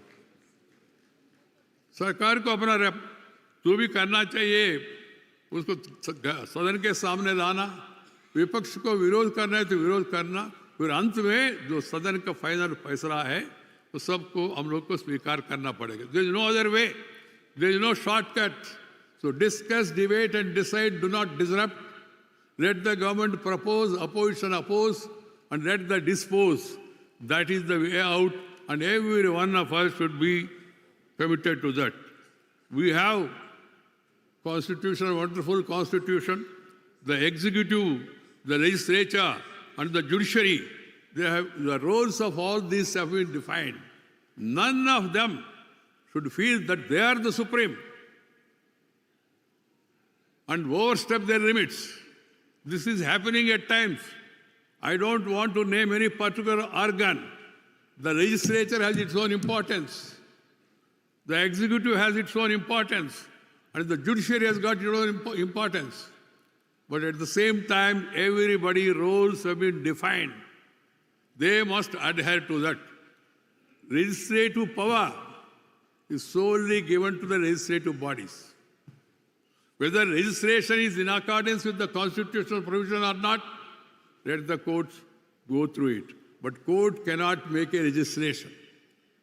Judiciary cannot make a legislation. This has to be remembered in mind. The legislature decides and the executive implements. And finally, if anybody violates the provisions, one can go to court and judiciary must be dynamic and they must dispose of at the earliest. And then about anti-defection. Now, people are saying if you defect singularly, then you are disqualified. If you defect in a group, this is not defection, it's only affection, and they are doing it with perfection. That is not the purpose of anti-defection law. Anti-defection law का ये उद्देश्य नहीं है. जो भी व्यक्ति who are elected on a ticket of a particular party, you want to leave that party, sometimes it becomes inevitable because of the leader's behavior, because of the deviation of the principles, or whatever it is.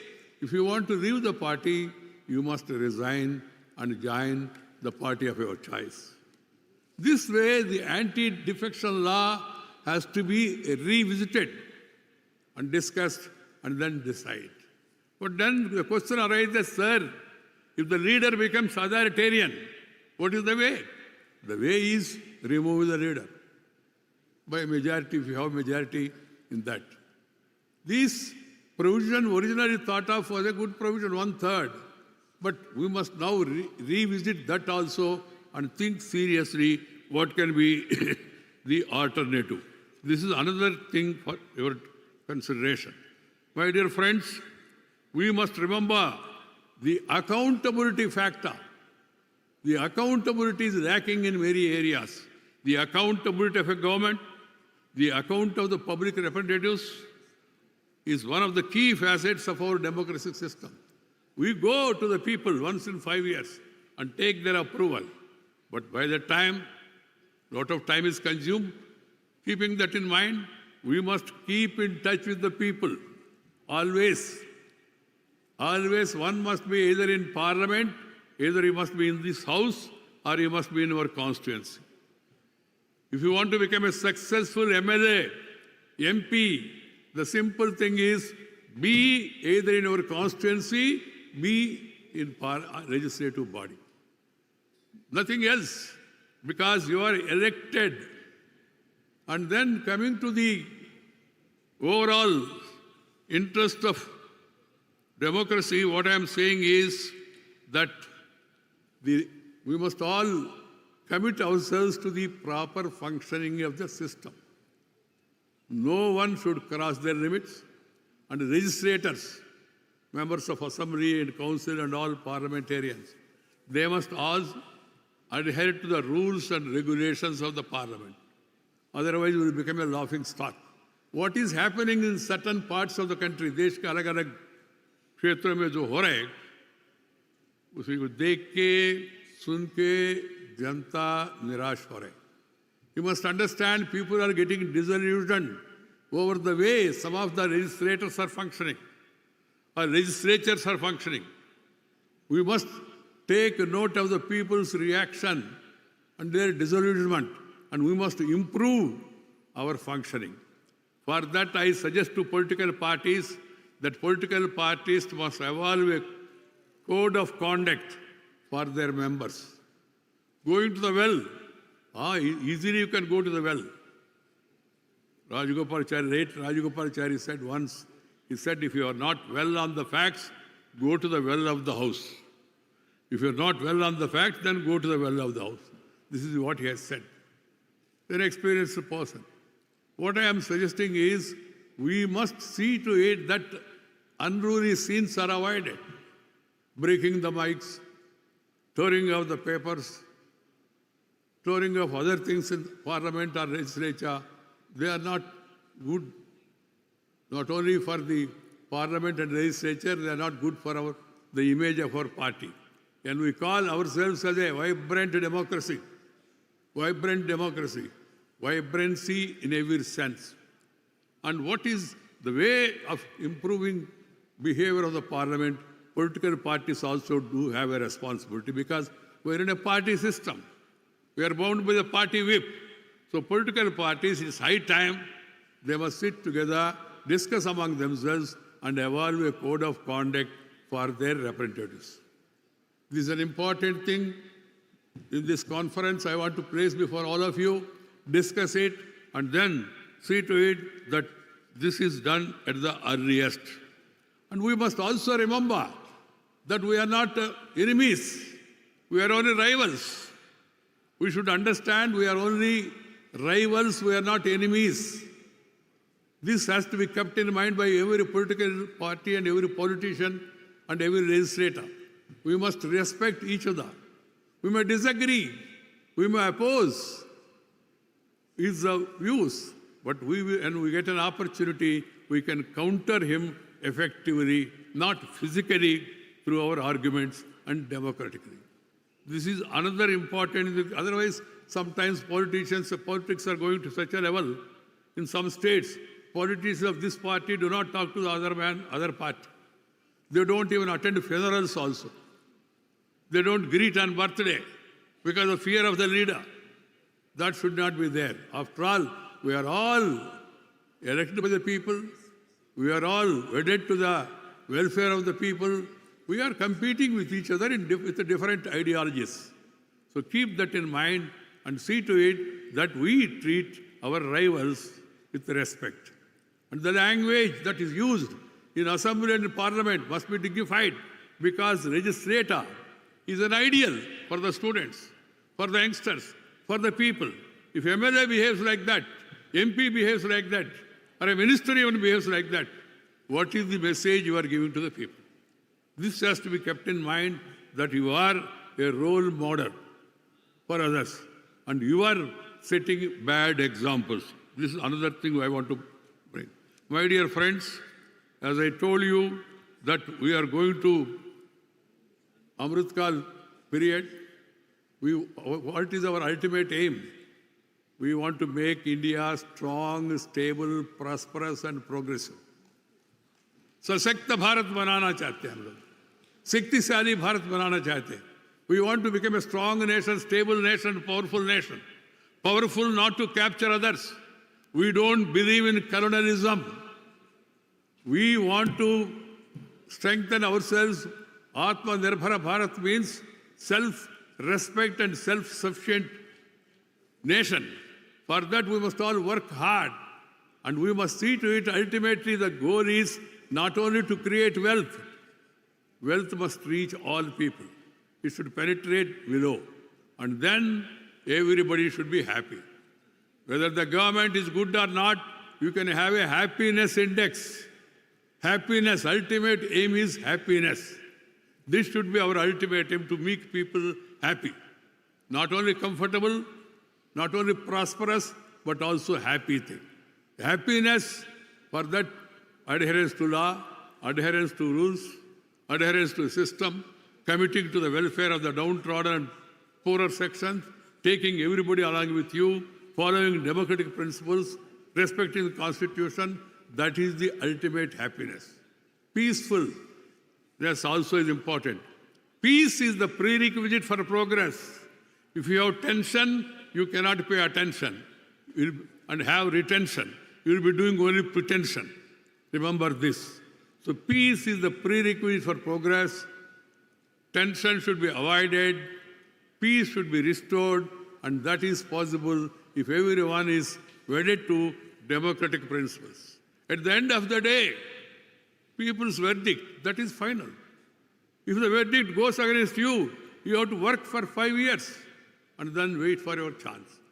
My dear friends, I can tell you, when I joined a particular party, now I don't belong to any party, people laughed at me and told me, why this will never come up in politics.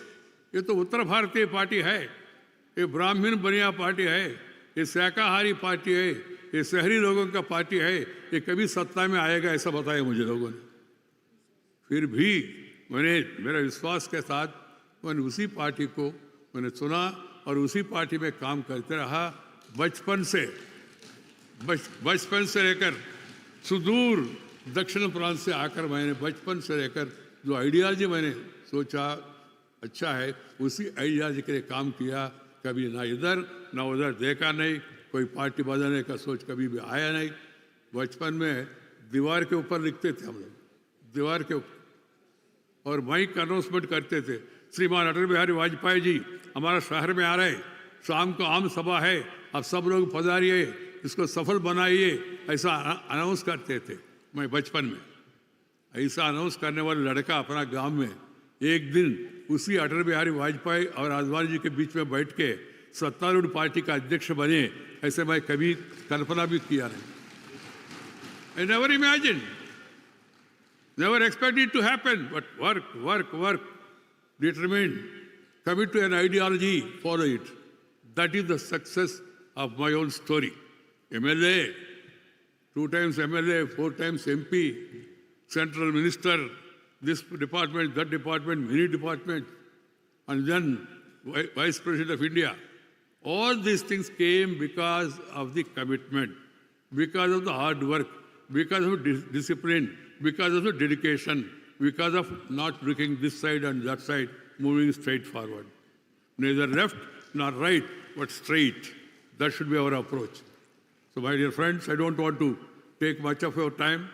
Once again, I request all of you, follow the Constitution, remember the democratic principles, attend the House regularly, allow it to function, have your say, and pay respect to others and hear what others are saying.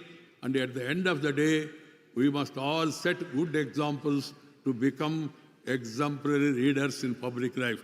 Then only you are called as a leader.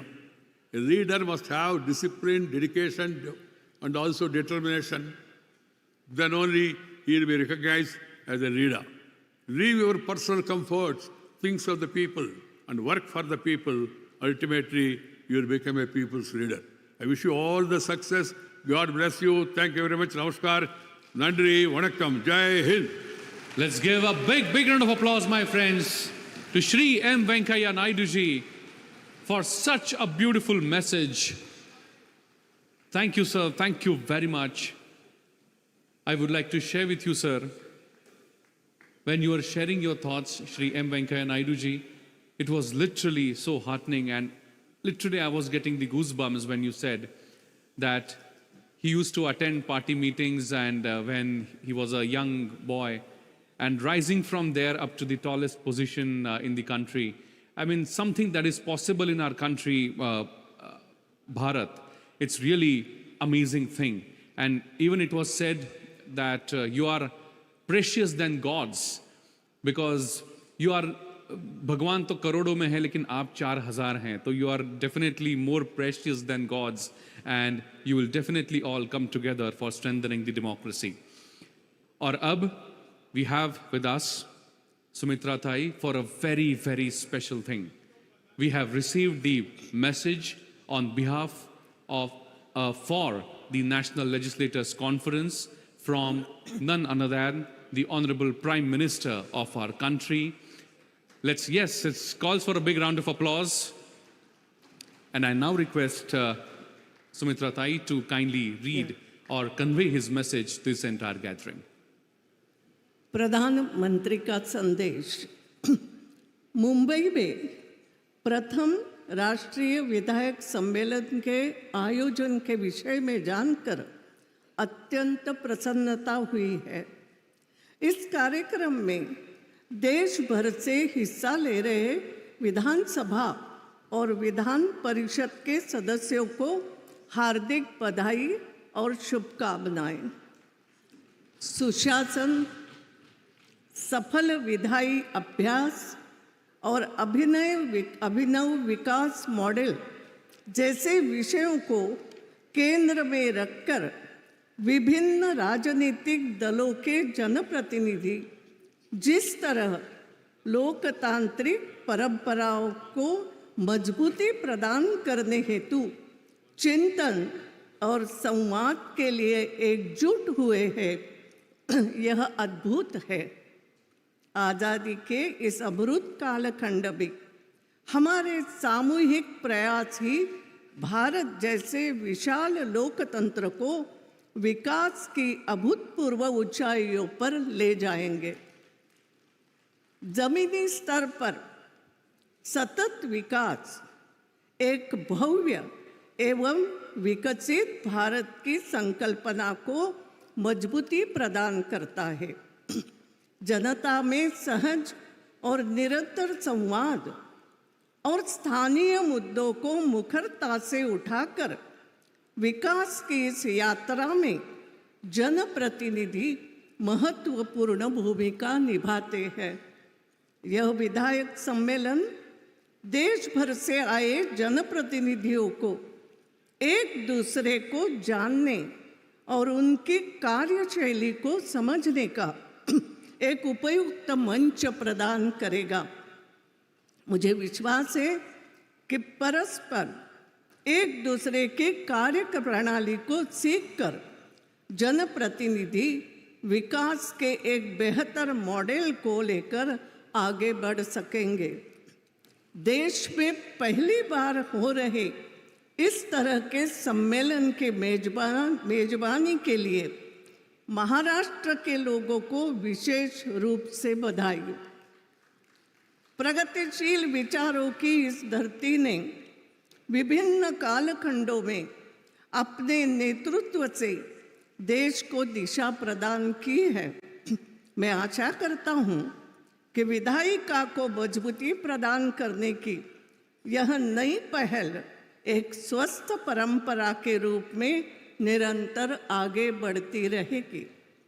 यह देखना सुखद है कि इस सम्मेलन के माध्यम से वरिष्ठ नेताओं का आशीर्वाद और मार्गदर्शन युवा विधायकों को मिल रहा है। अपने ज्ञान एवं अनुभव से लोकतांत्रिक परंपरा को आगे ले जाने में महत्वपूर्ण योगदान दे रहे ऐसे सभी लोगों का विशेष रूप से आभार। आशा करता हूँ कि यह सम्मेलन विधायकों को राष्ट्रहित में अपने प्रयासों को गति देने के लिए नई ऊर्जा प्रदान करेगा। इस विश्वास के साथ सम्मेलन के लिए अनंत शुभकामनाएं। आपका नरेंद्र मोदी।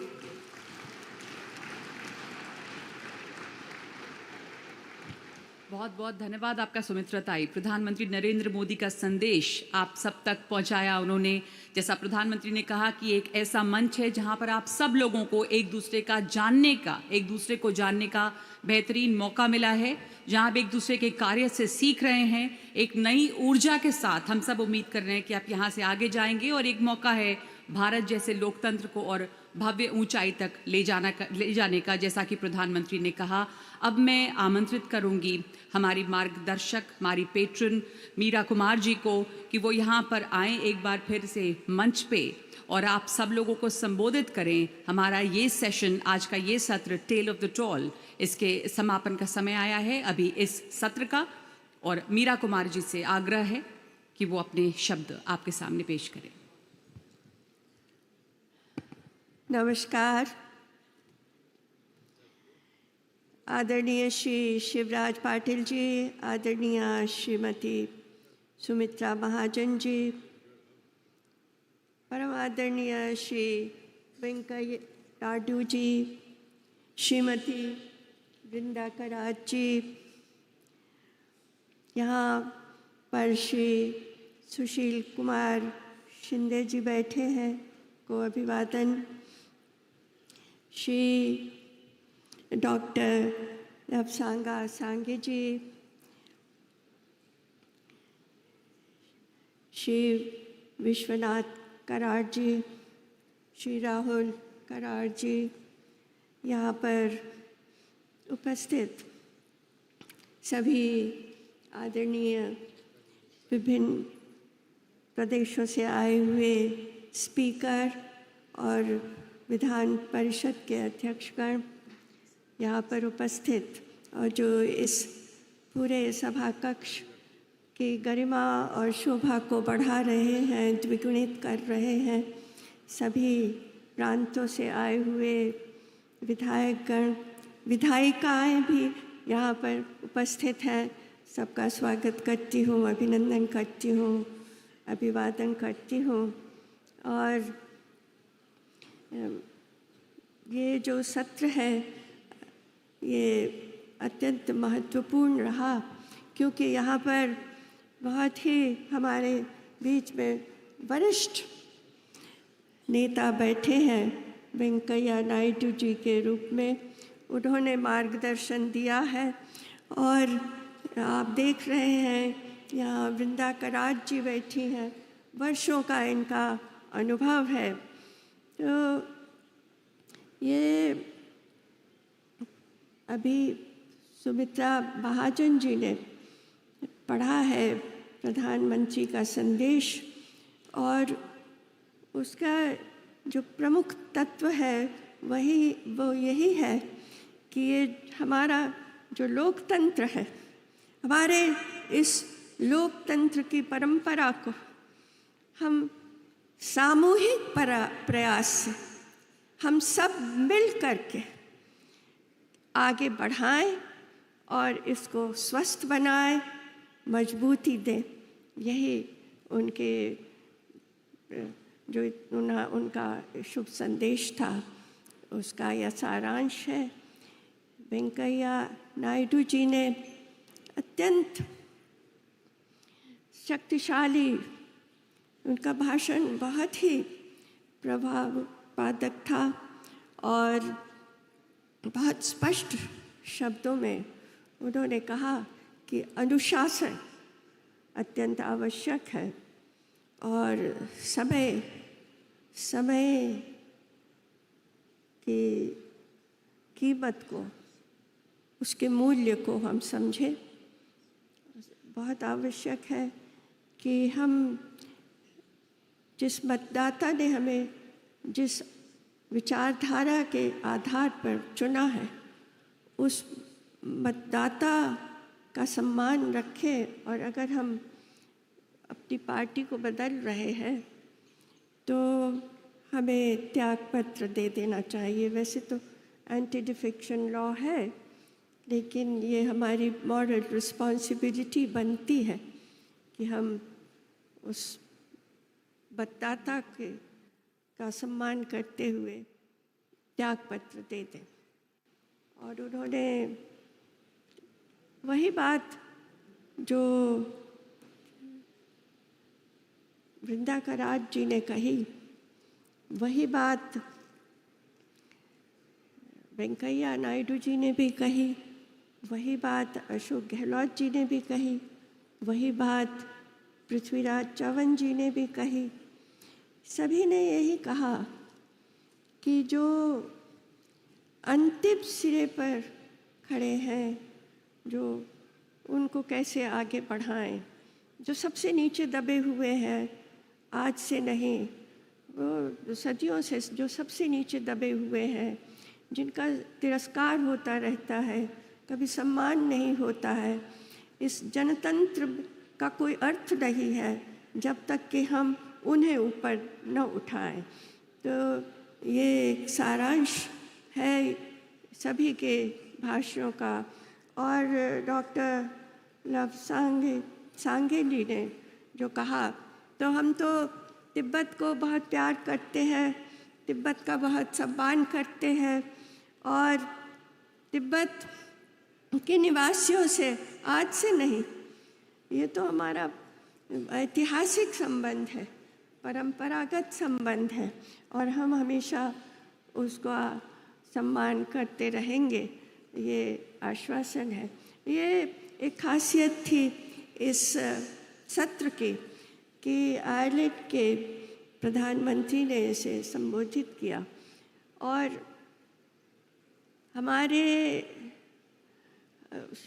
भारतवर्ष की ये एक पुरानी विशेषता रही है कि हमने सिर्फ अपना नहीं सोचा, हमने पूरे विश्व का हमेशा सोचा है। वसुधैव कुटुंबकम का भाव लेकर हम हमेशा चले हैं। पूरी वसुधा को हम अपना परिवार मानते हैं, और जब पूरी वसुधा को अपना परिवार मानते हैं, जैसा कि प्रधानमंत्री आयरलैंड के बोले, वर्ल्ड पीस पर उन्होंने बहुत जोर दिया, तो वो और हम और देश और भी अन्य देश मिलकर के विश्व शांति के लिए प्रयास करें, और विश्व में कहीं पर कोई युद्ध ना हो, कहीं पर भी ज़रूरत न पड़े कि हम हथियार उठाएं। ऐसी बात उन्होंने कही, और ख़ास करके पर्यावरण को लेकर के, क्लाइमेट चेंज को लेकर के हम दोनों देश साथ आएं। इस पर भी जोर दिया कि हम गरीबी का उन्मूलन कैसे करें, और हम जो बेरोज़गार हैं, जिनके हाथों को काम नहीं है, उनको काम कैसे दें। तो ये सब बातें उन्होंने कही। और फिर से मैं एक दफ़ा कहूँगी कि श्री पृथ्वीराज चौहान ने विशेष रूप से संविधान में क्या है उस पर जोर दिया, और संविधान की महत्ता तो हम सभी समझते हैं। संविधान की महत्ता केवल अक्षरों तक सीमित न रह जाए, संविधान की महत्ता केवल हम नए कानून बना रहे हैं उस पर ही जाकर रुक ना जाए। संविधान की महत्ता इसमें है कि जो गांव में रह रहे हैं, गरीब बस्तियों में रह रहे हैं, जो सबसे नीचे पायदान पर रह रहे हैं, जिनके पास तो कुछ भी नहीं है, उनके लिए संविधान क्या कर रहा है, ये सब बहुत आवश्यक है। और विशेष रूप से जो जनप्रतिनिधि हैं, जो चुन कर आए हुए हैं, हमारे जो इतने विशाल लोकतंत्र के जो स्तंभ हैं वो संविधान को कैसे धरातल पर ले जा रहे हैं, उसके अक्षरों को, उसकी आत्मा को कैसे वहाँ पर वो कार्य रूप और साकार कर रहे हैं, ये सबसे बड़ी चुनौती है। अभी आप लोगों का सत्र होने जा रहा है, कल 40 सत्र हुए, विभिन्न विषयों पर सत्र हुए, आज फिर सत्र होंगे, विभिन्न विषयों पर सत्र होंगे। आप सब यहाँ पर, ये अद्भुत है। राहुल कराड़ ने ये किया है, मैं उनका बहुत धन्यवाद देना चाहती हूँ कि इतने सारे विधायक, स्पीकर यहाँ पर इकट्ठे होकर के और अपने दलों के सीमा से ऊपर उठ करके और विचार विमर्श कर रहे हैं और देश को कैसे आगे ले जाना है उस पर वो ध्यान केंद्रित कर रहे हैं। ये अद्भुत है, अपने आप में अद्भुत है। कल ये हुआ, 40 विभिन्न सत्र हुए एक साथ और आज होंगे 40 विभिन्न सत्र एक साथ जहाँ आप बैठेंगे और आप ये इसका निष्कर्ष निकलेगा और इसका डॉक्यूमेंटेशन होगा और जो बहुत यहाँ पर अध्ययन कर रहे हैं वो इससे लाभान्वित होंगे। इस देश के विद्वान, इस देश के इतिहासकार, इस देश के राजनीतिज्ञ ही नहीं इससे लाभ उठाएंगे, पूरी दुनिया के विद्वान इससे लाभ उठाएंगे। ये ऐसा अद्भुत एक समागम है और मैं आप सबको अपनी शुभकामनाएं देती हूँ। बहुत बहुत धन्यवाद। नमस्कार। Thank you very much. Yes, sir. May I request to switch on the mic of the other podium, please? Please switch on the mic on the other podium. Yeah, just a quick, I just felt like sharing one important communication with all of you, my dear friends, all the respected honorable ministers and the MLAs and MLCs of our country, the honorable dais sitting here. But last 2 days, very beautifully, the conduct we all have observed, and I know today evening many of you wish to go back to your respective places tomorrow. Some few people are leaving today, also some people are leaving. But patrons, particularly Sumitra ji and Meera ji, Shivraj Patil ji, yesterday night we were having a small interaction. That the same conduct till the today evening, we all continue with the same eager, same zeal and enthusiasm. And with that spirit, once again, behalf of the patrons and all of us, all the speakers who are the advisory board members, I wish to appeal all the members that today evening the valedictory program will be starting by 3:30, 3:45. So during that time, one very important announcement will be there. I'm very happy to share with you that we wrote to all the chief ministers in the country that the next edition, after 18 months, which are those states will come forward. So I'm glad that already the 2 states have come forward. And today our chief minister, our deputy chief minister will be handing over the baton of this very historic National Legislators Conference to one of the chief ministers. I do not want to reveal it right now. The next state chief minister will be also here. And I'm very happy to tell you that among the speakers, they all have taken the efforts convincing their leadership in their respective states. So there is even the 3rd edition also is very much locked by one of the state, and these two states, particularly the first state chief minister will be here, and the 3rd edition of this particular National Legislators Conference. So this legacy goes on. So what I want to communicate to all of you, that this valedictory program, the same number and the overall participation is important, and I was getting some communications from some of the MLAs that they need to leave. But I think afternoon sessions are very, very important. The engagement was very beautiful last 2 days. So that is one announcement I feel like just expressing right now. Thank you so much. Jai Hind, Jai Bharat. Thank you. Thank you very much, sir. And now to share an important message with all of us, I would like to request the Honorable Speaker of Uttar Pradesh Vidhan Sabha, Shri Satish Mahana ji, to say a few words. मैं सभी अभी यहाँ पे group photograph होगी. We will be having a group photograph. I will request all the dignitaries on the stage that they'll come and sit forward. But all of the delegates, you are requested to be seated on your own seats. कभी कल जैसे group photograph होनी थी तो सब लोगों ने सोचा था कि एक स्थान के ऊपर आ जाएंगे, तो उससे सबकी फ़ोटो नहीं आती. तो अभी जैसे आप उसके स्क्रीन के ऊपर देख रहे हैं तो सारे स्क्रीन्स के ऊपर ये डिस्प्लेड है. तो स्क्रीन के ऊपर हर व्यक्ति की फ़ोटो अपने अपनी सीट्स के आधार के ऊपर उसी के ऊपर आ जाएगी. तो मेरी सबसे रिक्वेस्ट है कि जिस समय ग्रुप फोटोग्राफ हो तो सब लोग अपनी सीट्स के ऊपर ही बैठें, जो जहाँ पर भी बैठे हुए हैं, ताकि सब लोगों का अच्छी तरीके से सब लोगों की फेस आइडेंटिफाई हो जाए और सब लोगों के फोटोग्राफ हो. सबको फोटोग्राफ्स भेज भी जाएगी.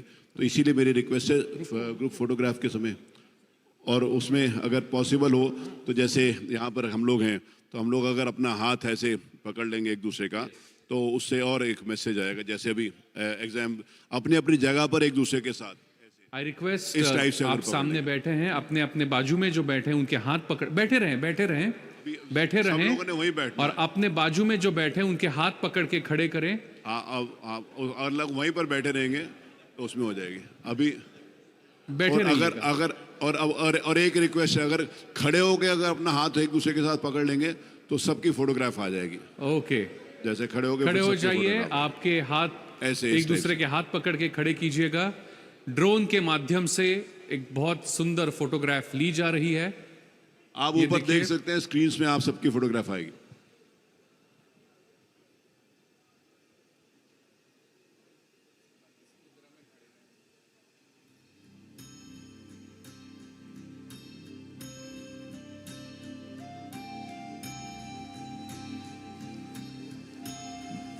विभिन्न प्रदेशों से आए हुए आप सभी अतिथिगण, from different ideologies, different political parties, but you all are standing united for betterment of India.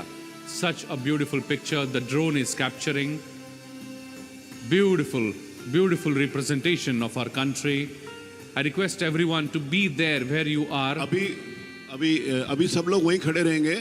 तो हमारे जो रिस्पेक्टेड गेस्ट हैं, extremely happy to communicate to you. सब लोग अभी आएंगे आगे तो सबकी फोटोग्राफ होगी. माना साहब आएंगे आगे. Just to express the joy and satisfaction by all the patrons and everybody. Total number participated is 1780. 1780 MLAs and MLCs का पार्टिसिपेशन हुआ है. 2200 लोगों ने रजिस्ट्रेशन किया है. Thank you sir. प्लीज वहीं रहिए, प्लीज. सभी विधायकों से विनती है, प्लीज वे अपने स्थानों पर ही रहें, अपने स्थानों पर ही रहें. नेशनल एंथम होना है. I request everyone to please be there where they are. Please do not leave your place. Please do not leave your place.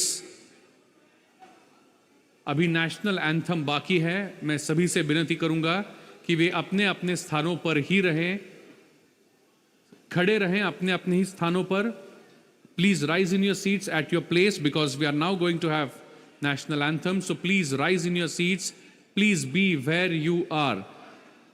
Please do not leave the place. अपना स्थान कृपया ना छोड़ें. फिर से एक बार मैं सभी से अनुरोध करूंगा, सभी पीछे आ जाएं प्लीज.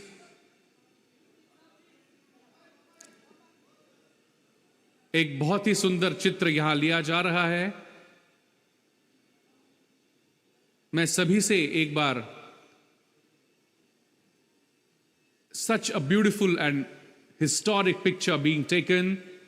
ऐसा चित्र स्वतंत्र भारत के इतिहास में आज तक कभी नहीं लिया गया है, जहां भारत के सभी राज्यों से आए हुए विधायक, जी हां, अब लोग फिर से आप एक बार अपना हाथ पकड़ के खड़ा कर सकते हैं.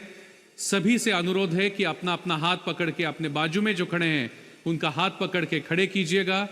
एक सुंदर चित्र फिर से लिया जा रहा है. भारत के इतिहास में पहली बार देश के कोने कोने से आए हुए माननीय विधायकगण और अतिथिगणों के साथ संपूर्ण भारत का यह चित्र आज यहां लिया जा रहा है. और इससे अच्छी छवि शायद किसी भी कैमरा ने इस स्वतंत्र भारत में ली होगी. मैं सभी से अनुरोध करूंगा कि वे अपने अपने स्थान पर खड़े हो जाएं. अब हम राष्ट्रीय नेशनल एंथम करेंगे, जिसके बाद अब सभी से विनती है कि आप इमीडिएटली पैरेलल सेशंस के लिए नीचे चले जाएं. Parallel sessions will happen immediately. Immediately the parallel sessions would happen on the ground floor where you all were yesterday, and at 3:15 p.m. we are going to start the valedictory session. I request my technical team to kindly relay the national anthem. Please stop the movement. Please stop the movement. National anthem, please.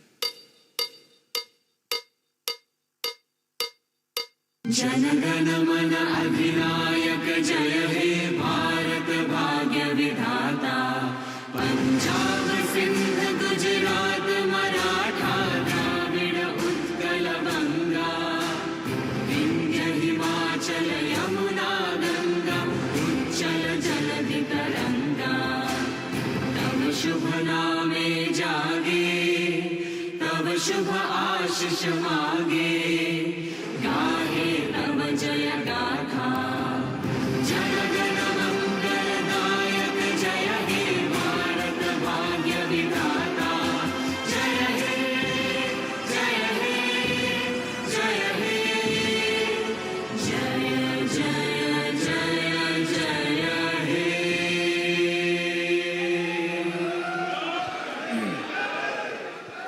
Thank you very much. I request everyone to please join us in the parallel sessions starting immediately.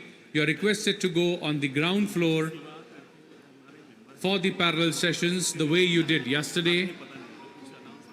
It's a sincere request.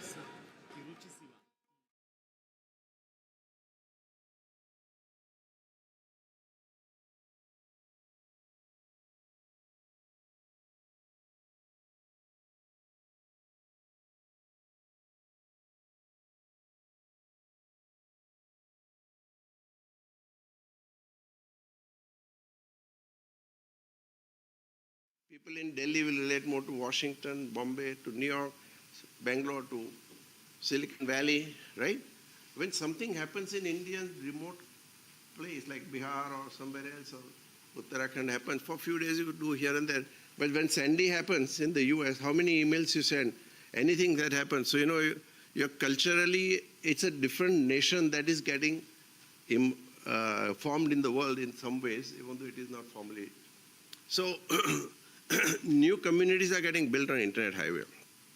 And therefore, we'll be seeing emergence, which is the third largest nation in the world, Facebook. Okay. So we just need to keep on the back of our mind that these are the new thought processes happening. There is a lot more conversation going on in the world today on supremacy of personal sovereignty over the state sovereignty. Okay, these are the questions maybe we can ponder as you go along. So that is how the evolution is happening. Now, as we all know, democracy, broadly, at least known in history, is that about 500 BC, Socrates came up, then followed by Plato, Aristotle, and we had direct democracy in Athens. Correct? So all city dwellers, came together in a square and decided and voted or whatever it is, right? So that was the early stage. Next stage, can you go to it's my hand. I'm sorry, I'm forgetting. Representative democracy. First democracy, representative democracy happened in Iceland in the circa 930 AD. Around the same time when Jersey Island has similar thing, So we started getting to representative democracy. So Iceland started, but all the countries. Now, how many years have gone? About 1200 years, right? We have to change the business model. So it was representative, I'm just writing MP, MLAs, senators, whatever you call it. But that is an agency. They are the agents of the people. Ultimately, representatives are the agents of the people. But if you look at, do they actually vote in accordance with democratic principles? Sometimes member of parliament or senator would go and do what he wants to do, or party whip is followed.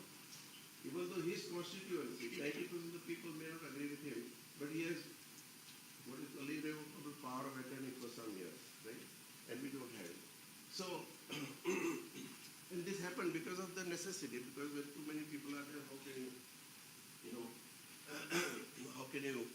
go and vote and do all that kind of stuff? So when countries become bigger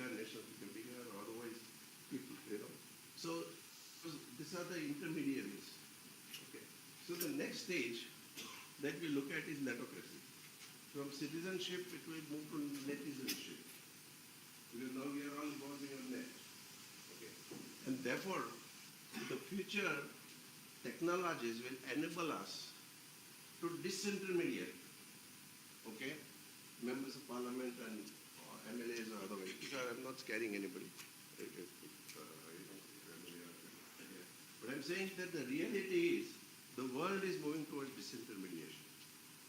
And therefore, there would be new technologies. For example, cell phone will enable you to vote in a secure environment, non-manipulatable, with blockchain, okay? And you can vote in a secured environment. It will also assess your mental condition. For example, I have got one app called AQ, okay? It will tell you exactly what is your mental stress level. Because anybody voting must be in good health and good mental framework as well, right? So the technology will enable us to catch whether somebody is free. It will have a revolving camera so one can find out whether somebody is putting gun on your head and you're voting or like that. So then we have, so we'll be able to vote directly and directly on any issue that concerns you. So then it is real, I would say, democracy with, if you simplify that, to say that it's a rule of majority, okay? That's what it is. So then you know what people really want and they can directly vote. But at times there are hundreds of issues going around, you may not have time, so you may have a representative when you want, like CEO, he might delegate something, but sometimes he says, no, on this particular issue, I want to handle it. Same way, the citizen can say, on this issue, I'm going to vote. It's very much concerning me, otherwise I'll tell you. But at any point of time, on any issue, I should be able to vote. That is what would come. Number two, that how would you draft legislation? I think most of the problems happen at the developing legislation, drafting, and then implementation and enforcement. All this can be done through technology. Let us take example. Today, if you have to look at any definition, which is the source you go to? You don't go to encyclopedia. How many of you have opened encyclopedia in last some years? You don't go to dictionary. You go to Wikipedia. Do you know who writes Wikipedia? Millions of people. It's crowdsourced. And then there are editors and there are other people, facilitators, administrators. But today, it's crowdsourced law. Also, I have a definition, everything's done with definition. So that is where we see that even drafting would be happening through crowdsourcing. Even issues what are relevant to people. Welcome.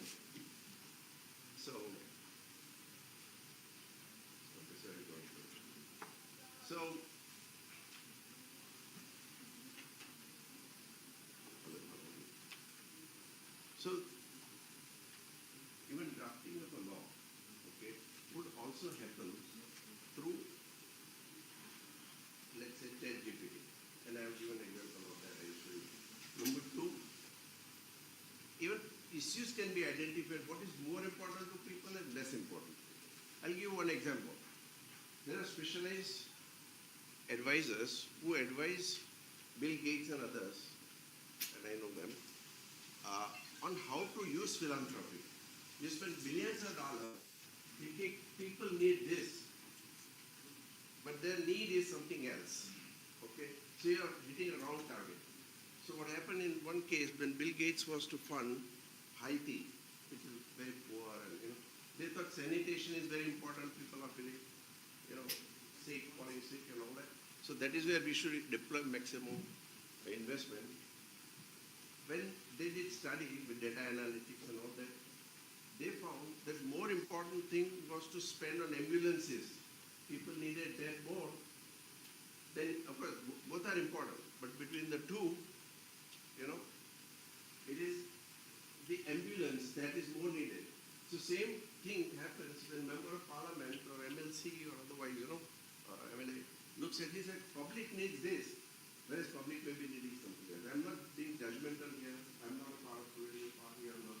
But we are all here to facilitate the growth of democracy and thought leadership. So you can have, identification of issues through data analytics and through AI, through robotics.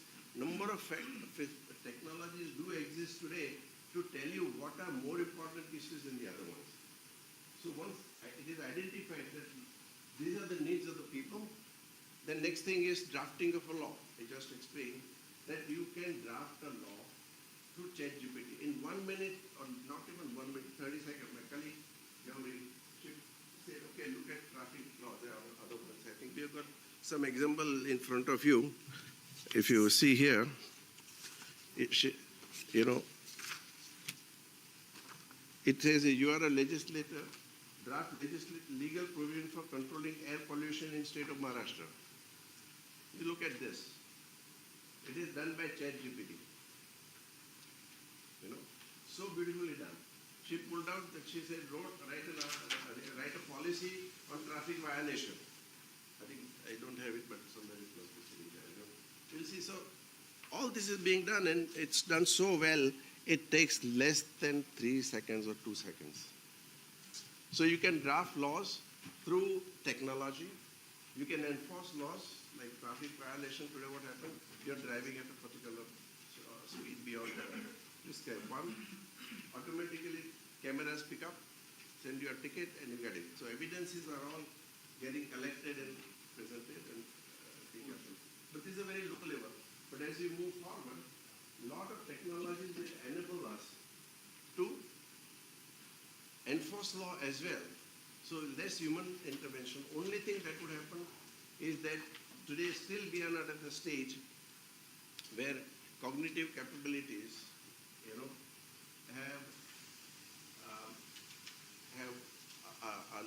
as far as robotics is concerned, in 10 years' time or 15 years' time, the cognitive capabilities of robots will exceed human. Okay. Today it is still under, and we still have to apply mind. ChatGPT is not a prescribed way of doing. Somebody in the US, I'm sure everybody read about it, right? That it drafted a petition, it cited all the case laws and everything, and just found out that this never existed. Okay? So we'll have to still apply our mind. We are still relevant to the world. So idea is that we will be able to do a lot of those things in the coming years. Sorry, I've gone too long. But I thought technology is going to be the new driver. We need to see how we want to shape the world. Okay? For example, when this goes into democracy is a majority, then we need to figure out how do you incorporate minority interests, minority concerns, minority, all those kind of things. It is up to us to decide together. But this will really help us if we, want to move forward. So this was one of the things that I thought I'll just present to you. And then there are all the questions. So idea today was not to have one-way traffic and talk, monologue.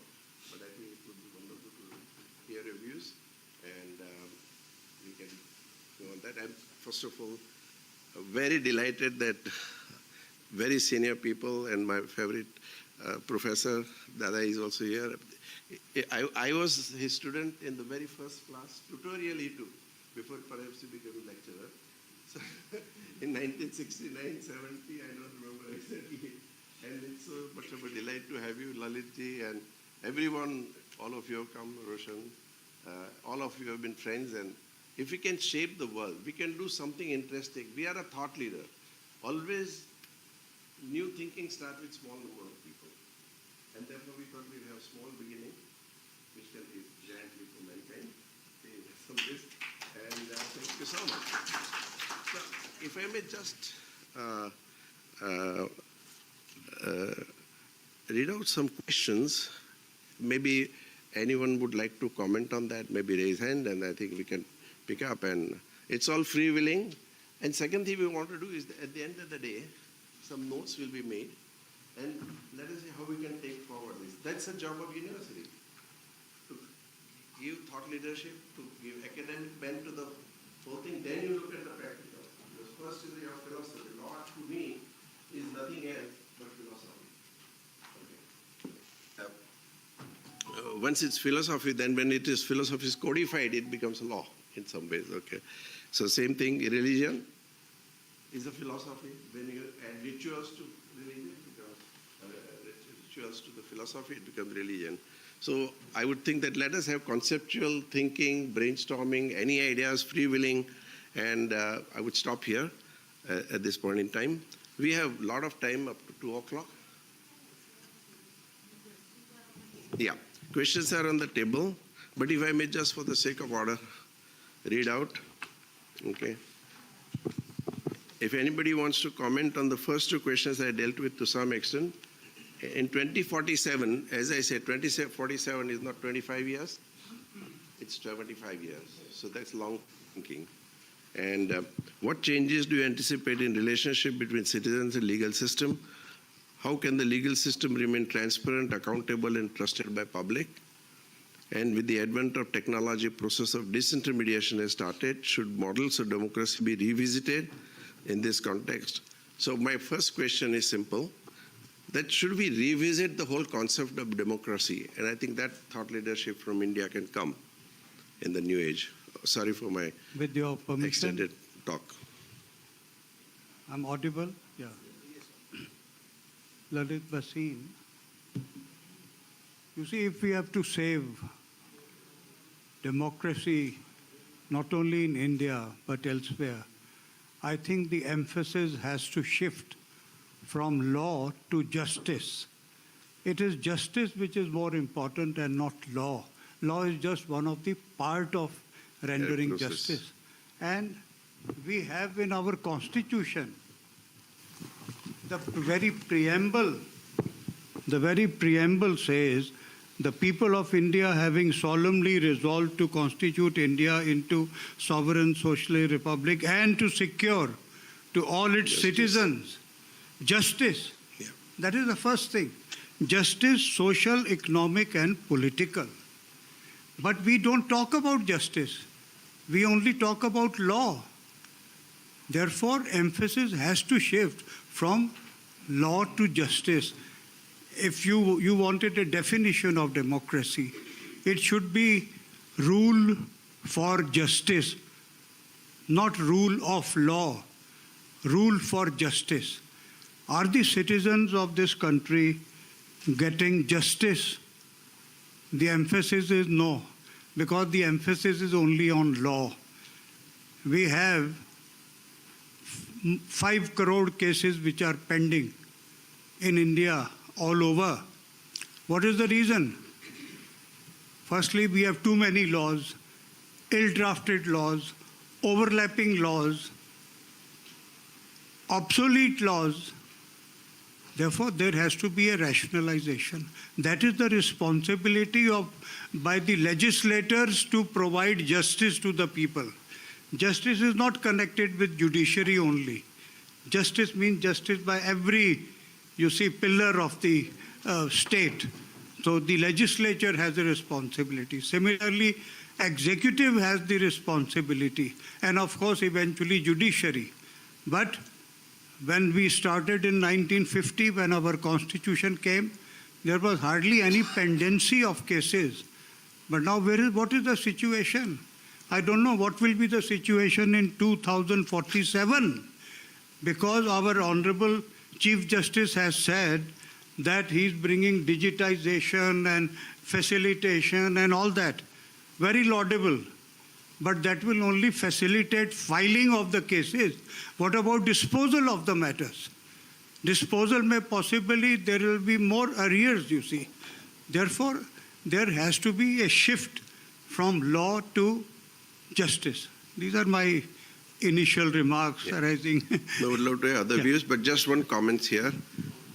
Some of the other, for a long time, I learned one lesson, especially in Silicon Valley, that technology is the greatest social leveler. So that will be one of the factors, not all, please don't get me wrong. But more use of technology will help us to get justice and speedier justice for the people. So how do we use technology for actually doing justice? Everything starts with framing of a law and articulating them, drafting them, and then eventually enforcement. And so I think let us make note of that point. What are the technologies that can help us get better justice for the people? Am I right? Yeah. So, yeah, Nitin, please tell your names, everybody. All this is getting... One of the issues which are not covered here in the subjects which are there is by 2047, if we look at the future, in India we are going to have a common civil code.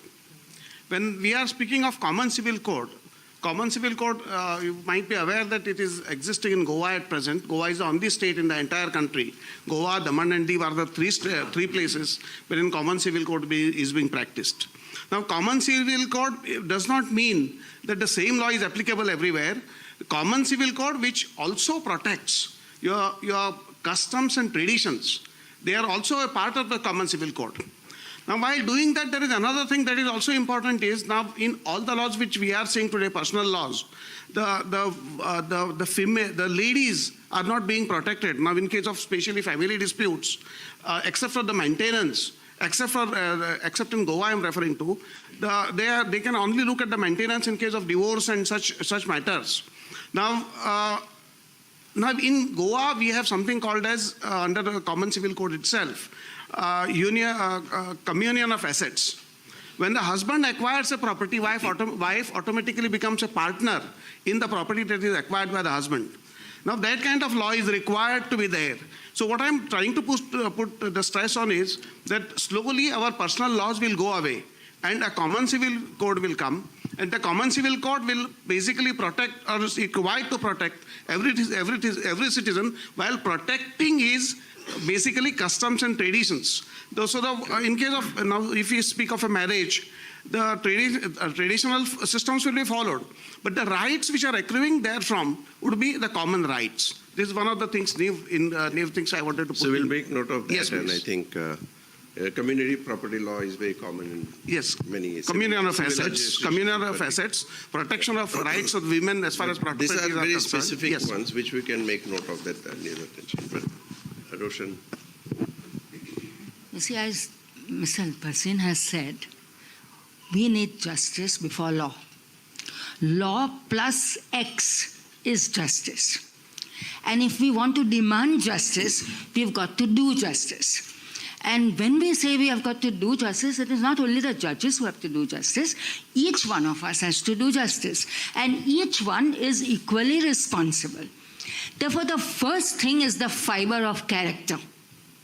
That is truly missing today in our country. Once we have integrity of character and discipline of work, things get settled. Our laws would be enforced. We have got many laws, and we've got many good laws, even if some of them are obsolete. It is the enforcement which is required for getting access to justice. And each one of the lawyers would be responsible for seeing that somebody else gets that justice. Because today in our legal system, it is that a very smart and brilliant lawyer sees to it how a very good citizen cannot quickly get justice. That is important, you know. And therefore, in your question, I would only take exception to one word, remain, in question number 1. How can the legal system remain transparent, accountable, and trusted? We must say, how will the legal system now be transparent, because it should be, the justice as well as the legal system, and it applies to judges and lawyers both. Accountable, where all are accountable.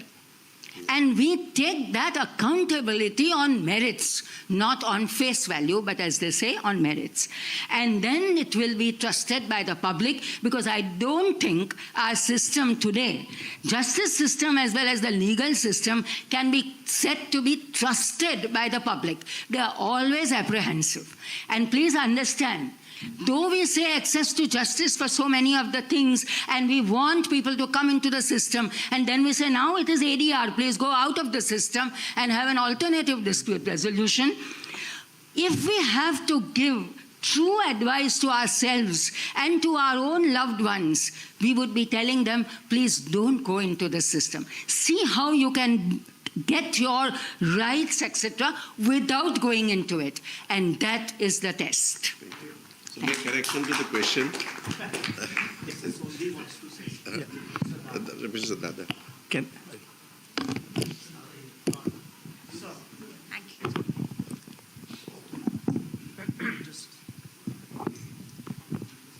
Dr. Desai and my esteemed colleagues, I don't want to impose my views on you because I'm too small a man to make a pontificating statement.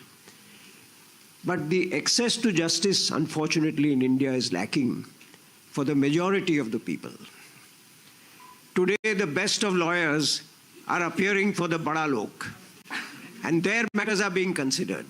We are here in a five-star comfort discussing what justice should be.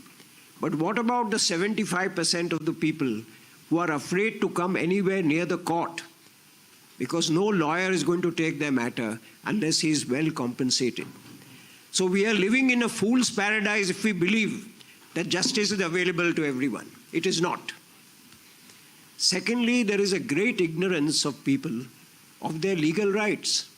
People are being hammered, people are being thrashed, their houses are being demolished, they are being asked to go here, go there. The state, unfortunately, is not able to deal with the situation which it has. So how will you bring justice to the common man? Dr. Bhasin said that it's all very well talking of rule of law. What about justice? Justice is an intrinsic value. Otherwise, it is like King Canute controlling the waves. There is justice everywhere, but there are thousands of people who are deprived, who are unfortunate, who are illiterate, who require the maximum help. What are we doing about them? We are talking of 2047. We are talking of computers. Of course, it's all going to come. But will the common man, the average man in India, get it? Because remember, this is the greatest democracy in the world. It is the best microcosm of different cultures, different values, and people are there from various sections of society. And we have the best of judges, but they are handicapped.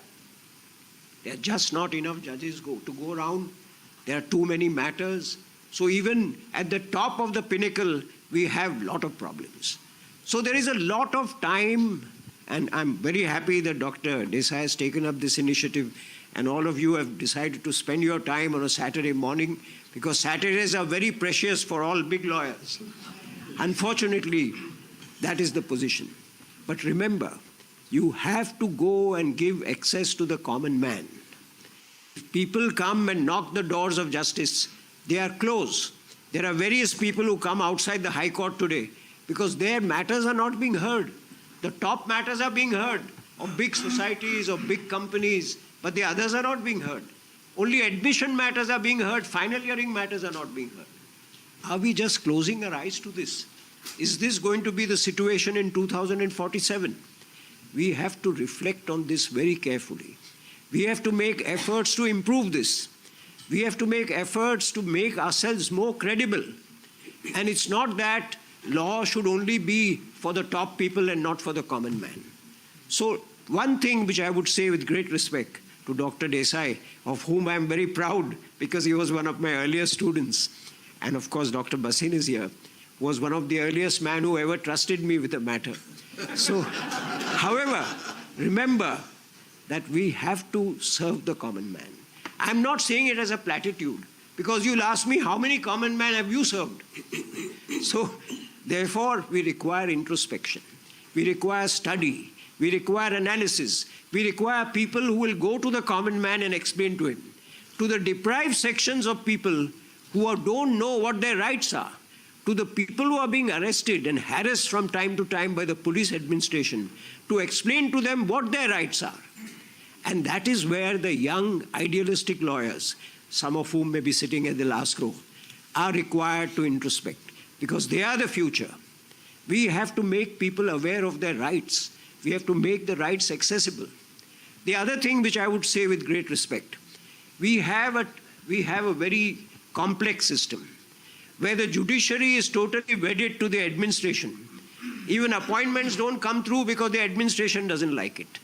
That should not happen. The police is wedded to the administration. The Supreme Court said they should not be, but unfortunately they are. So we have to insulate these associations. The bureaucrats hate the judiciary. The judiciary is skeptical of the bureaucrats. And yet the judiciary is dependent even for its appointment on the bureaucrats. How are we going to change it? Are you just going to look at it and say, yes, we'll pass this resolution or that resolution? You must get the people to understand this. As a people, as the greatest democracy in the world, we must work towards improving this, to insulate the judiciary from the bureaucracy, from the executive, to see that each wing operates with great respect for each other, and therefore to see that this country, which is the greatest democracy, becomes probably the greatest country in the world. I'm not saying that as a nationalistic symbol, but I'm saying this with an open heart, that in 2047, maybe it will be at the top of the pyramid if we all work towards it. And great movements have small beginnings. Yeah. I would like to believe that this is a small beginning. Thank you very much. So if I may just interrupt for a moment and say that, what we are looking at is the outcome called justice. Outcome is a consequence of right process.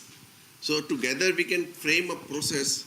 How do you initiate legislation? How do you draft legislation? How do you clarify and all those kind of things?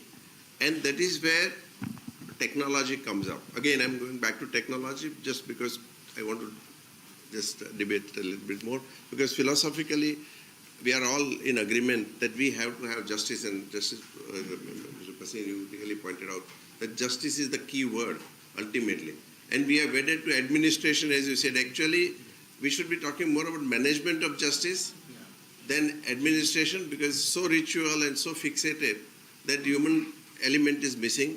There is no compassion when it comes to justice.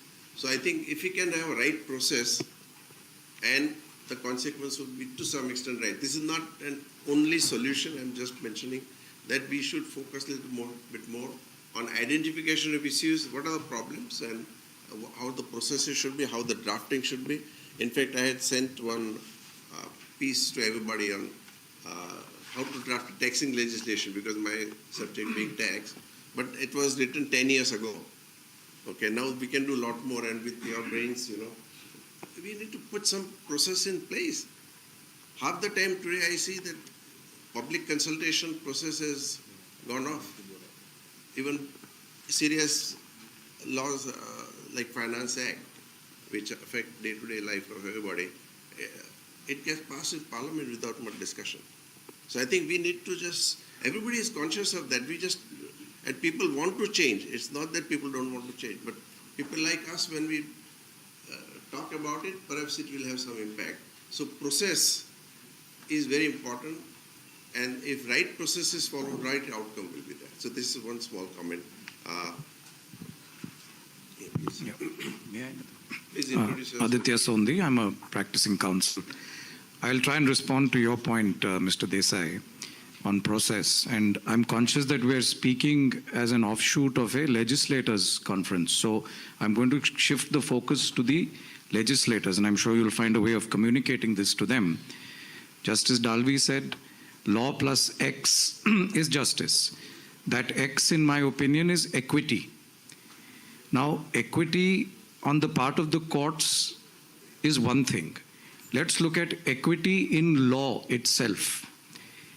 Are legislators and parliamentarians conscious of the citizen when legislation is made? Is law citizen-centric? I think that is a crucial discussion to be had. You may have the power to make a law on demonetization, and the Supreme Court has upheld it, so it's not my place to say whether that law is valid or not. You may have the power to impose a nationwide lockdown, but is the focus on your jurisdiction or your competence to make the law alone, or is it citizen-facing? And there, when you're talking of a citizen, are you talking about the little Indian who's going to be affected by that law, or are you being driven by political interest, right? And I hope that legislators are conscious that there is a presumption of constitutionality when a law is made. That's a very heavy status to give to an exercise. Then comes in the process, sir. Is the process meeting that degree of presumption? Is there adequate debate, consideration? The Supreme Court has said in Kyoto Holohon that when legislators vote, they have a right to dissent. You are not in breach of Schedule 10 if you dissent from your party whip and vote against a legislation because your conscience or your constituency demands otherwise. So is this being thought of at all in this conversation about law and citizens? I think citizens get most of the time the rough end of the stick. And if I may also make one other point, we often focus on legislation, constitutional amendment, etc. But as far as the citizen is concerned, it is often the subordinate legislation, the executive orders that affect them. And that is again something that people have to think about. I come from Bangalore originally. Now in my city, the Cubbon Park is equatable with Central Park in New York, except with we permit the traffic. Now, recently there was a government order issued in Bangalore saying that in Cubbon Park, lovers will not be allowed. Which means me and my partner maybe can be thrown out of Cubbon Park on moral policing. On the one hand, we're speaking of same-sex marriages and evolving in our thought processes, being thought leaders.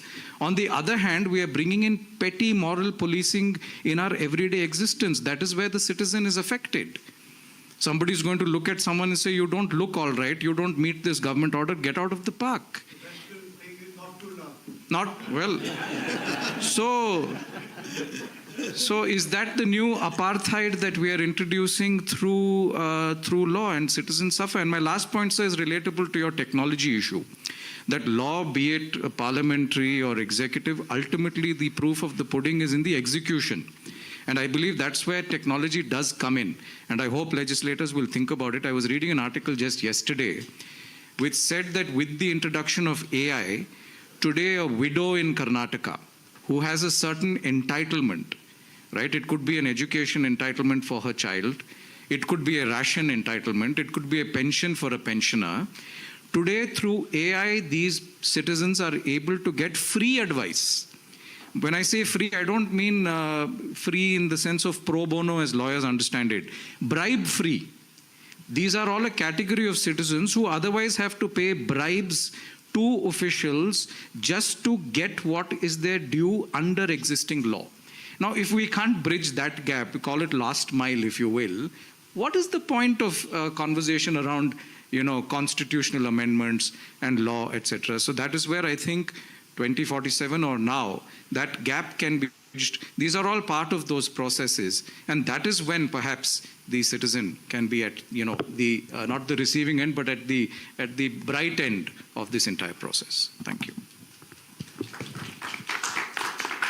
So, Nitin Podar from JSA.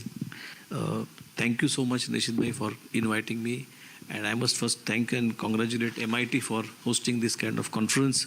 I always believed that educational institutions, particularly law schools, should come forward in shaping up the laws, in shaping up the process of justice. I'm really glad that Lalit Bhasin and Senior Dada has laid down the emphasis on justice. And I guess we all have assimilated here for also talking about the processes. Now, I would like to read out one sentence from Mahatma Gandhi. He had said that the first step in achieving justice is to make injustice visible. Now, as rightly pointed by Dada and also with Aditya, we have almost, I guess, 40, 45, maybe a little more population of the country. Yeah, so thank you. I'm really, sir, honored if you're listening to me. When we look at the population of the country today, it's 140. By 2047, it will be 160 crore. And I guess almost 80% of the population will just not even know what the legal provisions are or what the legal aid is supposed to come to them. As Dada pointed out, Is the judicial system today only catering to the senior corporates or senior citizens or the top end of the society? So yes, it seems like that. So what's the solution? I would love to talk on the process of the solution. The first solution which emanates from Mahatma Gandhi's statement is that unless we make injustice visible, nothing is going to work. So I would honestly, personally believe that the law schools should really take three things. One is legal awareness campaigns. Not just the law schools, but all the schools and colleges must adopt that, and MIT can take a lead in identifying what kind of awareness should be created. Number one. Number two is the legal literacy. We really need legal literacy. I'll give us a small example. Absolutely ordinary person on the road, absolutely illiterate ordinary person on the road, if he is not well, he goes to a medical shop and buys a crocin. He knows what medicine should be taken. On the other hand, a highly qualified CEO, highly paid CEO, or even owner of a large conglomerate, if he gets just a constable on his door saying that you have been called in the police station or a small summons, he will first run to get a lawyer. So the literacy gap, legal literacy gap is so huge in the country. Again, I would urge the law schools and the public institutions should come forward. We as JSA, we have across offices, we will be very happy to pro bono partner with you. I'm sure Nishit also we will be very happy to join. So legal awareness, legal literacy, and most important thing is legal aid. There is legal aid society. There is also a society, NAFSA or something. I just read. NALSA. How many of us know about NALSA? How many branches, how many volunteers NALSA have deputed across India? Now, these are the things we could really initiate. One last point I would make, Nishit, on technology is, internet came in 1995. Today it is 30 years old. Yesterday also I made that point on phone. Today, the decision makers in this country who are 55 plus, they feel, and I am making a very responsible statement, the decision makers across India, whether it is art, culture, science, corporate, any sports, any field you take it, the decision makers think ability to send an email or ability to send a WhatsApp message is technology. That's the sad part of life.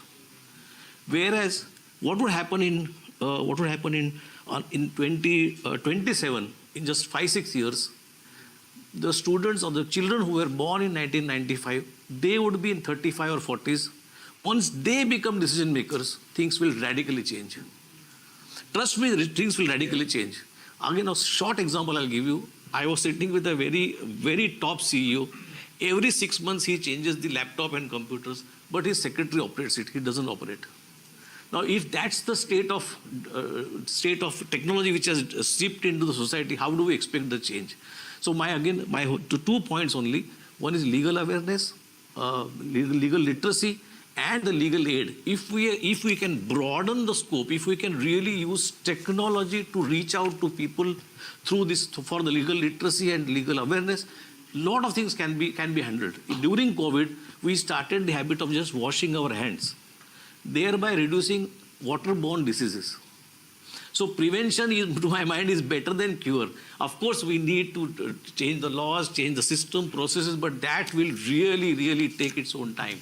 And it's like making the elephant take a turn. But before that, these are the small steps, as Mahatma Gandhi mentioned, we could certainly take up. We have the wherewithal, and MIT has shown the path. How do we get there? We are committed. Thank you. So just to add to what you said, very good explanation. That legal literacy is very important, right? So I think in my scheme of things, that we disintermediate members of parliament, MLAs, as you propose, scenario 2047, right? One question was asked to me, what will they do? I said, they will become educators. Their job is to go and educate public what is right, what is wrong according to them, and then let them vote. Rather than he becoming an agent and voting whatever he thinks right. So I think if MLAs, MPs and others consider themselves as educators, it will make a lot of difference, because today, you go to Delhi, you go to other cities and vote, but important thing is you're not sufficiently educated in your own constituency. And I think that would be one of the roles that we can consider. Okay, I'm Somashekar.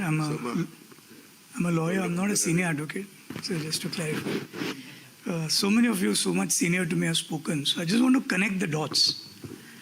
There's a very simple solution to connect these dots. That law plus X actually is another way of saying justice is a byproduct of law being applied. But when we say access to the law or access to justice is being impeded, I just want to lay two simple processes, and there's no rocket science to this. Any legislation that's preceded by pre-legislative consultations with society is legislation that's well understood. Take away the pre-legislative consultation, that legislation is not understood. And if it's not well understood, it's not well complied with. If it's not well complied with, the protectees of the law suffer despite there being a law. The second measure is post-legislation, there has to be a mandatory review of a legislative impact assessment. Other societies have legislated these two requirements into the law. So in other societies, the law requires that legislation should be preceded by pre-legislative consultation. And as Aditya said, so much of our law is subordinate law made by regulators. I mean, if you Google for one of the Economist cover stories saying the rise of the regulatory state, we all live in a regulatory state, ranging from the toothpaste you buy and the medicines you buy to the stocks you buy or the insurance products you buy. Everything is regulated. In fact, in the last 20 years, we've said, show me a market and I'll give you a regulator. You have a regulator per market. Now, each of these regulators is drafting law, is drafting subordinate law, which affects you. Now, in 2014 Feb, there was a letter from the law secretary to all the regulators saying pre-legislative consultation is a mandatory requirement as a matter of policy. We don't have it hard-coded in law made by Parliament as UK does or Australia does, but it was a request. Now that's substantially followed, but also in substance not followed. For example, when a new regulation is made, say for example, a new law to regulate insider trading or new law to regulate takeover regulations, there would be a committee, there'd be a lot of public consultation, and it comes out. But when there's a substantial amendment to some of those, the legislative consultation is missing. And then comes intuitive lawmaking to say, I think this will solve the problem, you write a problem. And that's where, just a note of caution on a ChatGPT law, it may give you a great draft. But a great law is not a great draft. A great law is a law that's preceded by defining a problem statement, proposing a draft solution to that problem. You have to say, this is the problem I seek to solve. This is the solution in my mind, which is draft law. Society, please react. People may be able to tell you that the medicine is more painful than the ailment. The draft law you proposed is a misfit to solve this problem. The problem is acknowledged. It needs an answer, but this draft answer is not a correct answer. And this is where in societies where pre-legislative consultation is mandatory by law, you have to write a cost-benefit analysis of the law, of the draft law. You have to say the cost that this problem inflicts on society is measured empirically in this manner, and this draft law inflicts certain costs, and the benefits from this law outweigh the costs. You need to be able to put pen to paper and write a cost-benefit analysis on the draft of the law. We need to get there. If not now, by 2047, I hope, but I think 2047 is too late. 100 years is perhaps still adolescence in the life of a republic, because republics have to withstand centuries and centuries. But I don't think we should be able to wait for 2047 to have these two basic requirements. Like in the United States, for example, laws which they do not want to bring in would have a mandatory sunset clause. Like if you have a gun control, for example, a law which says it should be made far more difficult to own guns, you would say this law will automatically expire on the 5th anniversary of the law. Now, I don't think that's the solution for India, but at least a mandatory requirement to review the legislative impact. This is what we tried to solve. This was our problem statement. This was the draft law which we made into law. 5 years down, we should review, have we achieved what we sought to achieve?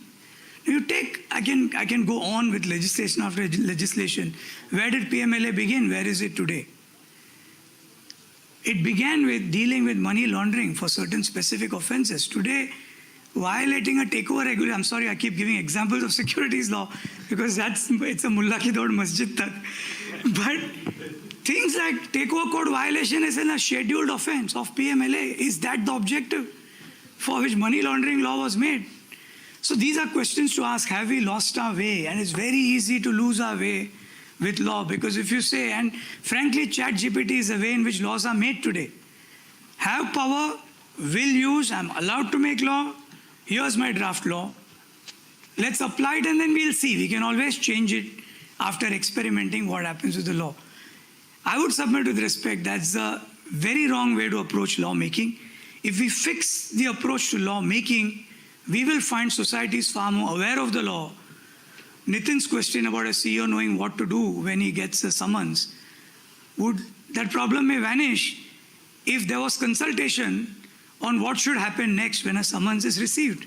Society will know why we have the law we have, and society will know on review why we wrote the law and where we stand after the law. I want to stop here because these are two very fundamental points in the context of a legislators conference. I thought these are two issues I should table. Thank you.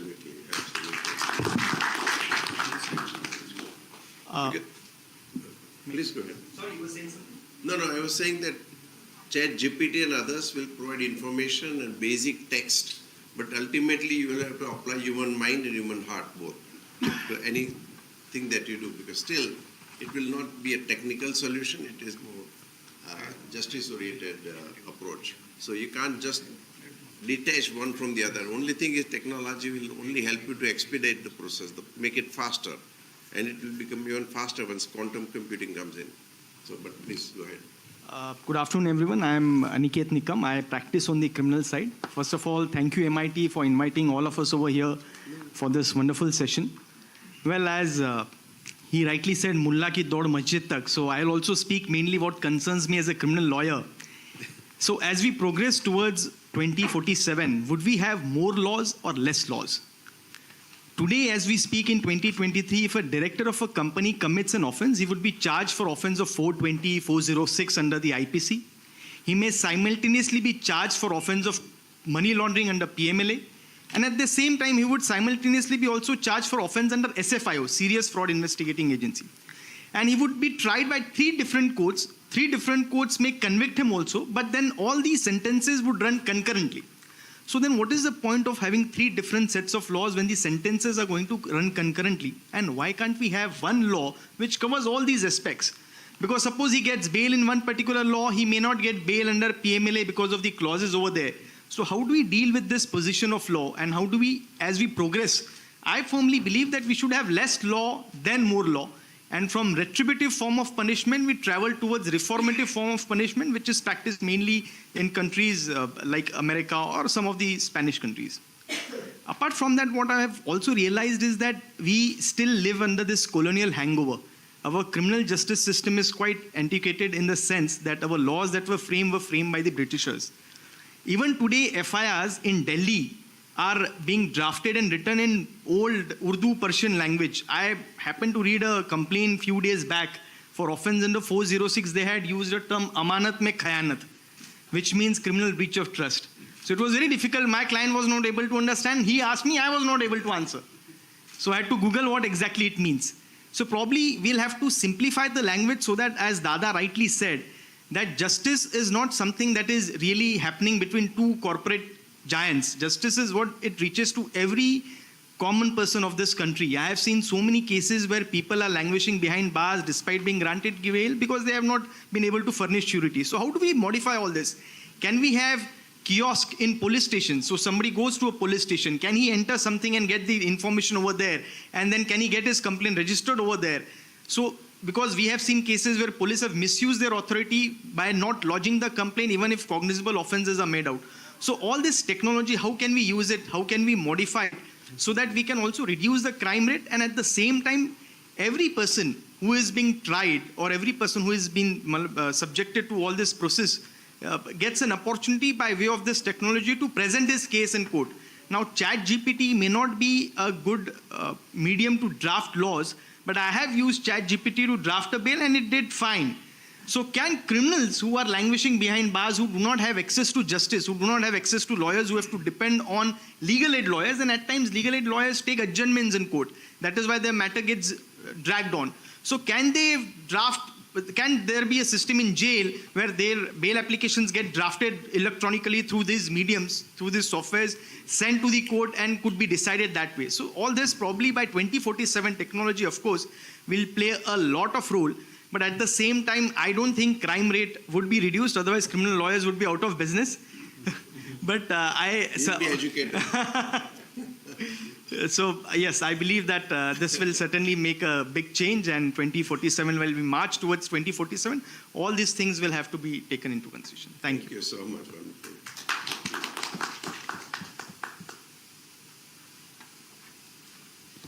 Hello. I am Advocate Dr. Srikant. I'm commenting on the second part, that's the inclusion. How can legislators get feedback from the citizens during lawmaking process, and how can citizens participate more effectively in the lawmaking process? First question is, do legislators need the feedback within 5 years? Legislators think they do not require it. And legislators who think they know everything are a great annoyance to all of us who do. Second question is, how can legislators get feedback from the citizens during the lawmaking process? Basically, this has to be a two-way, a very responsive affair. Moment some suggestions are made, they have to be taken up within a stipulated time. Allow me to give you an example. Well, I did my doctorate in elements of natural justice in departmental inquiries in industries where standing orders are applicable. Now, the thesis and everything was over, and there were some suggestions. That the suggestions are 40% it's going to reduce court time. It's going to reduce half the money involvement which is for employers, half the money involvement which is for workers, unions. So it's going to affect the total economics of the matter. I took that thing to a few ministers, and holding their briefs, I used those offices. They asked me to go and meet the labor minister. So I went to the labor minister. Labor minister gave me a good hearing when he had some calls from them. He asked me to meet the labor secretary. I met the labor secretary. After giving me a patient hearing, he told me, look, Mr. Malegaonkar, the thing is, in the last month, I was the irrigation secretary. This month, I am the labor secretary, and next month, I'm going to retire. So why don't we do one thing? Now it's lunchtime, so we both will have a sumptuous lunch. And then, what an apathy. What about the suggestions? They say, you do one thing, you give a letter. We are speaking on how can legislators get a feedback from the citizens in the lawmaking process. Can citizens participate more effectively? Yes, all citizens want to participate. ChatGPT, AI, even the present setup, we'll have so many suggestions. The brainstorming as far as suggestions, and some suggestions would be equally good. I just give you an example. So many of my friends, so many beautiful suggestions they have. What could be the possible solution? Under the same mechanics, whether there could be some body created, I don't know really, because looking at the apathy of the total situation, it makes me wonder whether in the present setup this would basically be possible. Second is the time frame. Time frame is, you tell a legislator something, So there are so many laws. I mean, Teen Talaq is discussed so many years, so many of them. I mean, these are just examples. Maybe there could be other considerations for passing those laws. But then there are so many. We keep on discussing it for 25 years and then something, one day it sees the light of the day, depending on whether there is a will from the government. Third is urgency.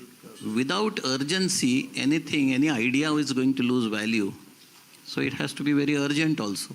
Or after 20 years, something else will crop up. So whether the 5-year time limit to respond by the legislators, because we are ultimately speaking in a legislators conference, so this thought has to be conveyed to them that yes, it has to be very quick in time. Then only it's going to solve this element. And law and justice, well, yes, too much is being said about law. What about the justice? So else it's going to be a mirage as put forth by so many of the judges in so many of the judgments. So this is something, whether and how legislators should get, the time element would be more important. Otherwise things would get withered away with time itself. Thank you so much. In fact, that's exactly what I was trying to say, that ChatGPT is not going to solve problem, but it will expedite the basic process, because time element is very critical, whether in administration of justice or whether in formulation of laws or otherwise. And as I mentioned, that this paper, right, environmental law, you can look at, it took less than 3 seconds. Now we have some basic thing to work on. We have to apply our mind. In information technology age, you know, hierarchy is somewhat as follows, that at bottom you got data. So you analyze data, and when you organize data, it becomes information. When you interpret information, it becomes knowledge. And when you add experience to knowledge, it becomes wisdom. So we have crossed information age. We are somewhere information and knowledge age at this point in time. Because information is now democratized. At one point of time, one small circular will cost you thousands of rupees at times. You know, now everything is available. So information is democratized. Data is democratized. Now it's how do you interpret. That is where we are surfing at the moment. And when you add wisdom, as I said, when you add experience to the knowledge, is wisdom. But another interesting thing has happened. So from information age to knowledge age to wisdom age, which is ultimate, there is creative age that has come. Knowledge alone is not enough. You have to creatively use knowledge to solve problems. And that is what is something that can be done with human mind and heart, and at the same time using technology. So I think we should see what is the process through which we can have better justice outcome. And are we, because we want to, what is called in management term, process re-engineering. A lot of processes we put in place 100 years ago or 50 years ago, they soon become outdated. Now we need to just think, how do we make everything a little faster, speedier, qualitatively better, and ultimate objective, if I may put it, is access to justice. You know, at one point of time, it was, being talked that ownership is very important, but now ownership is no longer a conversation. Access is more important. So Airbnb, for example, came up. You don't need a house. A lot of young kids say, I don't want to buy a house. I don't want to buy a car. Okay, but it created a new space, and those are the kind of solutions we can find to provide access to justice. Okay, anyway, I'll stop here. Cyril? Yeah, hi, Cyril Desai. I think one of the biggest issues that we're facing is that right now we are facing a whole issue of political refugees. You know, political refugees are coming from the Middle East, from Burma, from all over the world. But soon, by 2047, we'll have climate refugees. And that's going to create a whole new environment. And centralized form of governance will not function in the future. It'll be all decentralized. You know, decentralization is taking speed tremendously. And if you look at technologies like the blockchain and cryptocurrencies have been given a bad word, but they are probably the most empowering tool that we have in our world today. The world has come together to develop it and evolve it. Right now it's in its early stages, but in the future it'll become the norm. It'll be as ubiquitous as your cell phone, you know. It's like, and if you see crime, most of the crimes are, in my opinion, are of two types. One are crimes of passion and crimes of economics. And if you take care of economics, you know, a majority of them fall in the crimes of economics. Crimes of passions are there, but those are a different kind. That's because of your whole mental status. And mental health will have to become a political issue, because no politician today takes acceptance that it's because of bad politics, it has a direct impact on the mental health of the citizens. So citizens, and it'll be a globalized world, and in such a situation, you'll have technologies, you know, technology transfers and all become such a tremendous beneficiary to situations. But I think we need to look at how decentralization and the role of anarchy, you know, anarchy has been given a complete wrong misinterpretation, but our existence is in anarchy. And how do we adopt to this emerging world where there'll be technological anarchy? You know, that's what is my point. Mahatma Gandhi was an anarchist, if you start with that, because so these are very, very important subjects to deal with. And as I was mentioning, we can have two things. One, the process, broad process for legislation. We can revisit the whole process and lay down some norms. And then there are specific laws for which we need certain changes, and that could be another part of the game. So whether it is in community property law or in other ones that we talked about. So they'll be more specific, but the process will have to be applied to all the specific changes that we want to say. Firoz, welcome. I have just 3 ideas to put forward. I start with what Nikshit pointed out on the question of democracy. I think so the most important thing for us to preserve at this stage is to ensure that the country remains a democracy, a workable democracy, and that the fundamental rights enshrined in the Constitution continues and remains with the people. Therefore, as Mr. Palkhiwala had mentioned, 2 important things should prevail. The basic structure of the Constitution should continue in its spirit, whether there is technology or not. But the important point is that there should be preservation of fundamental rights and basic structure of the Constitution for all people should prevail. Very important point about the huge pendency of cases in various fields. There, I feel by 2047, an appropriate mechanism should be framed by virtue of artificial intelligence, automation, robotics, etc., where categorization of cases on each subject can be made, the artificial intelligence to be fed in with the data, the immediate solution to be got on the problem, and a judge or a human agency to properly execute it with a human touch. The computer's automation would give the entire point, but the human touch, the human value to be added would be through an agency or by human being, and you should formulate it. Each case would be given just 3 minutes. Categorization, 3 minutes, what the computer says, what the artificial intelligence says, what is directly applied, the litigation would be over. Also, very much important is the question of legislatures, MLAs, MPs, etc. They have a right to represent you, but when an important bill is in the parliament, a mechanism should be made that if they can't address, let the common citizen also have a right to put his views directly in the parliament.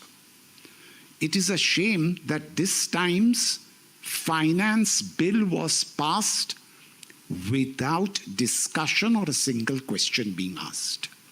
If it were to be put open, I'm sure a number of citizens would have given their views that this issue is not correct, this point is not correct, that could have been considered. And the laws, like Uniform Civil Code being one, bring just one law, one criminal, one civil. I'll give you one simple example of unnecessary income tax existing. You are now aware that you have got GST. They said one nation, one tax. You have GST almost on everything. Increase its scope. Abolish income tax.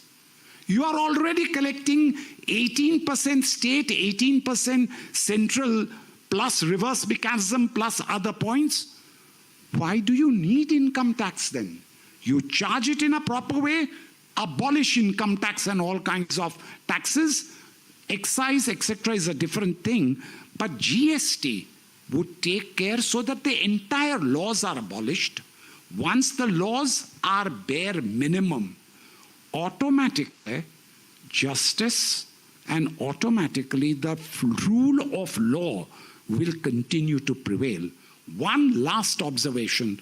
Please remember, by 2047, 2050, we would be also having an extremely large population.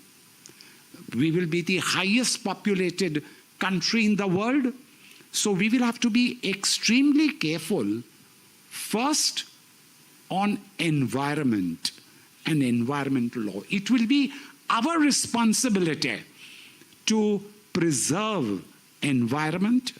Number two, I think very important with such a huge population, with automation, automatically try to educate all the levels of society.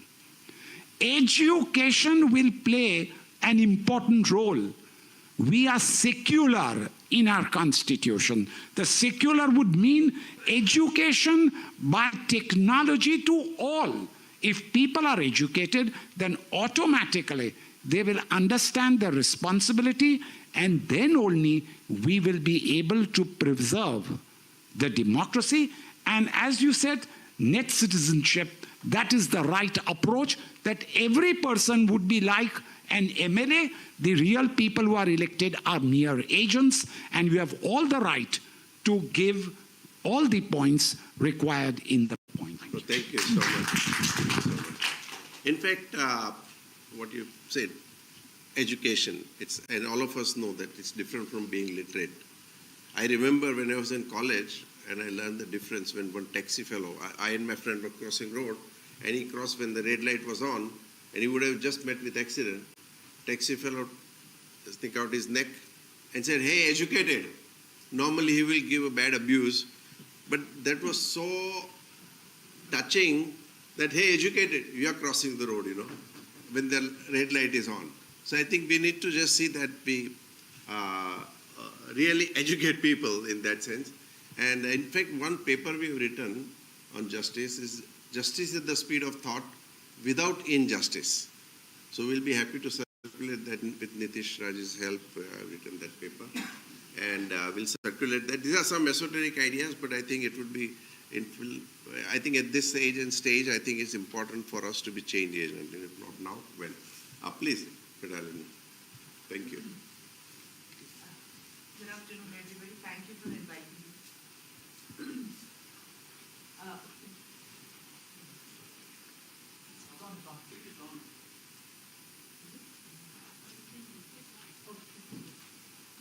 Yeah, good afternoon.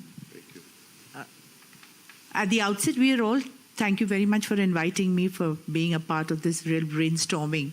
And it's a very erudite crowd, and I have learned a lot. When I go back home, I'm going to get more enriched than when I entered this auditorium this afternoon. We've all talked about fundamental rights, we've talked about technology, we've talked about what are the issues that are likely to come up, what is the relationship between the drafting of the legislation and all. I think we also need to consider something which concerns you and me, and that is the families and the laws with regards to the same. Because unless there is a stable family, there cannot be a stable nation. And this is probably one of the reasons why there has to be given, a lot of attention to the laws which are concerning the family. And that is where I think there is a little bit, because we have too many laws, or probably too complicated laws to bring about any kind of a situation. Now, when we talk about a justice, the justice begins at home. As they say, charity begins at home. And so if there is justice which is prevalent in the laws that are formulated for the families in different contentions. For example, we were just talking about the community property. That is one part of it. The other thing that we were talking about is about the children that are born from the marriage and their custody and their related issues. And lastly, which are what really happens, is about the basic concept and the status of marriage. Today, the Law Commission has come up with a number of suggestions, right from the time where Justice A.P. Shah was there and the others who were chairman.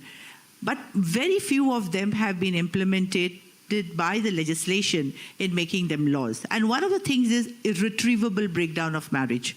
Now, this has been battered by a lot of legislators, by thinkers, by even the Law Commission. But today, we still continue to be governed by the 1955 law when the codification was done, as far as the Hindu law was concerned, and certain laws which are also pre-independence laws. And that is where I think there is a need to look at it, because unless you have a contended family, individuals who are not battling in their own homes, only then they will be able to go a little outside and think about these. To bring about technology in these kind of things, I think it's something that is very innovative. But as Justice Dalvi rightly stated, that do we get justice within the system of law in family matters, or is there a justice which is an alternative dispute resolution, which is now being canvassed very popularly? And I personally believe that is a great way of going about it. So ultimately, so long as there's going to be a dilemma whether there is justice within the system or there is justice outside the system, a common person, a person who is battling with it, doesn't know, do I come to court for justice, is the first question that I get. Or when a client walks in and says, ma'am, I want justice, can you please do it and help me? So I then have to take up a role of somebody who would be able to say that I'm sorry, I may not be able to get to the justice that you're looking at within the system. We must try alternative dispute resolution, because that is probably a place where we can all sit, debate, and try and bring about it. So these are the kind of dilemmas that we are facing as lawyers and facing as legislators also, to have some kind of uniformity. And as it was just suggested, that yes, uniform civil law would be something that is much needed. And this is not a political statement. This is only a lawyer's statement who deals with these kinds of laws and sees the anomalies and sees what the discrepancies are. So today, as one criminal law, one civil law is the need of the hour. And anything that needs to be done to forward that kind of an issue, I think is something that will really help to cut down a lot of inconsistencies that are happening, and maybe a better tomorrow for all of us. Thank you so much. Wonderful. Thank you. So, yeah, please. Non-lawyers can ask questions. Yeah, you can tell your name. We have about 5 minutes officially left. We may provide another 5 minutes because we started half an hour late. Sometimes it's a little impolite to be punctual in India. Lighter way, don't get me wrong. But if we can. Sure. So my name is Sanjay Kamtekar. I'm a Chief Academic Officer for MIT WPU. And I have, few questions, from common citizens' point of view, right? This IPC system, you are the people who can analyze it, rightfully so. But I think you are giving the syntax, not the semantics. Somebody mentioned that end goal should be the justice, right? My question is why the same IPC in some other country like Singapore works there but not here? Why so many pending cases? So one of you mentioned that it's not only to have a good fundamental rights or the legal frame, but implementation of the law or the application, as you said. That's really important. So what can we do about it? Or basically your community of lawyers, how can we expedite of getting those so many pending cases? I think that discussion should happen. So anybody has those answers or what way to go?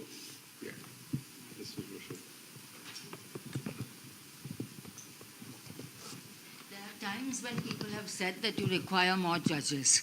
There are times when they've said that you require less litigation.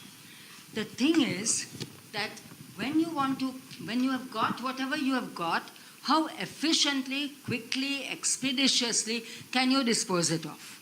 One answer is case management. Another answer is absence of the 3 A's. The 3 A's are adjournment, admissions, and appeals. Appeals is what Justice Krishna Iyer has said should be washed in legislative acid. That is his own way of saying, and we understand that. So when we have got values of case management, the real principles of case management set into our justice system, it would work better. If we just get more judges, you may appoint 150 more judges, but if they're going to do the same thing, you're going to get the same thing. As Mark Twain has said, you do whatever you do 20 years from today, you do the same thing, you're going to get the same thing. It's like that. So principles of case management, which is a lecture in itself, which I don't propose to give you now, and what we don't require. Not only what we require, but we don't require. The 2 things would, I think, solve the problem better. Please.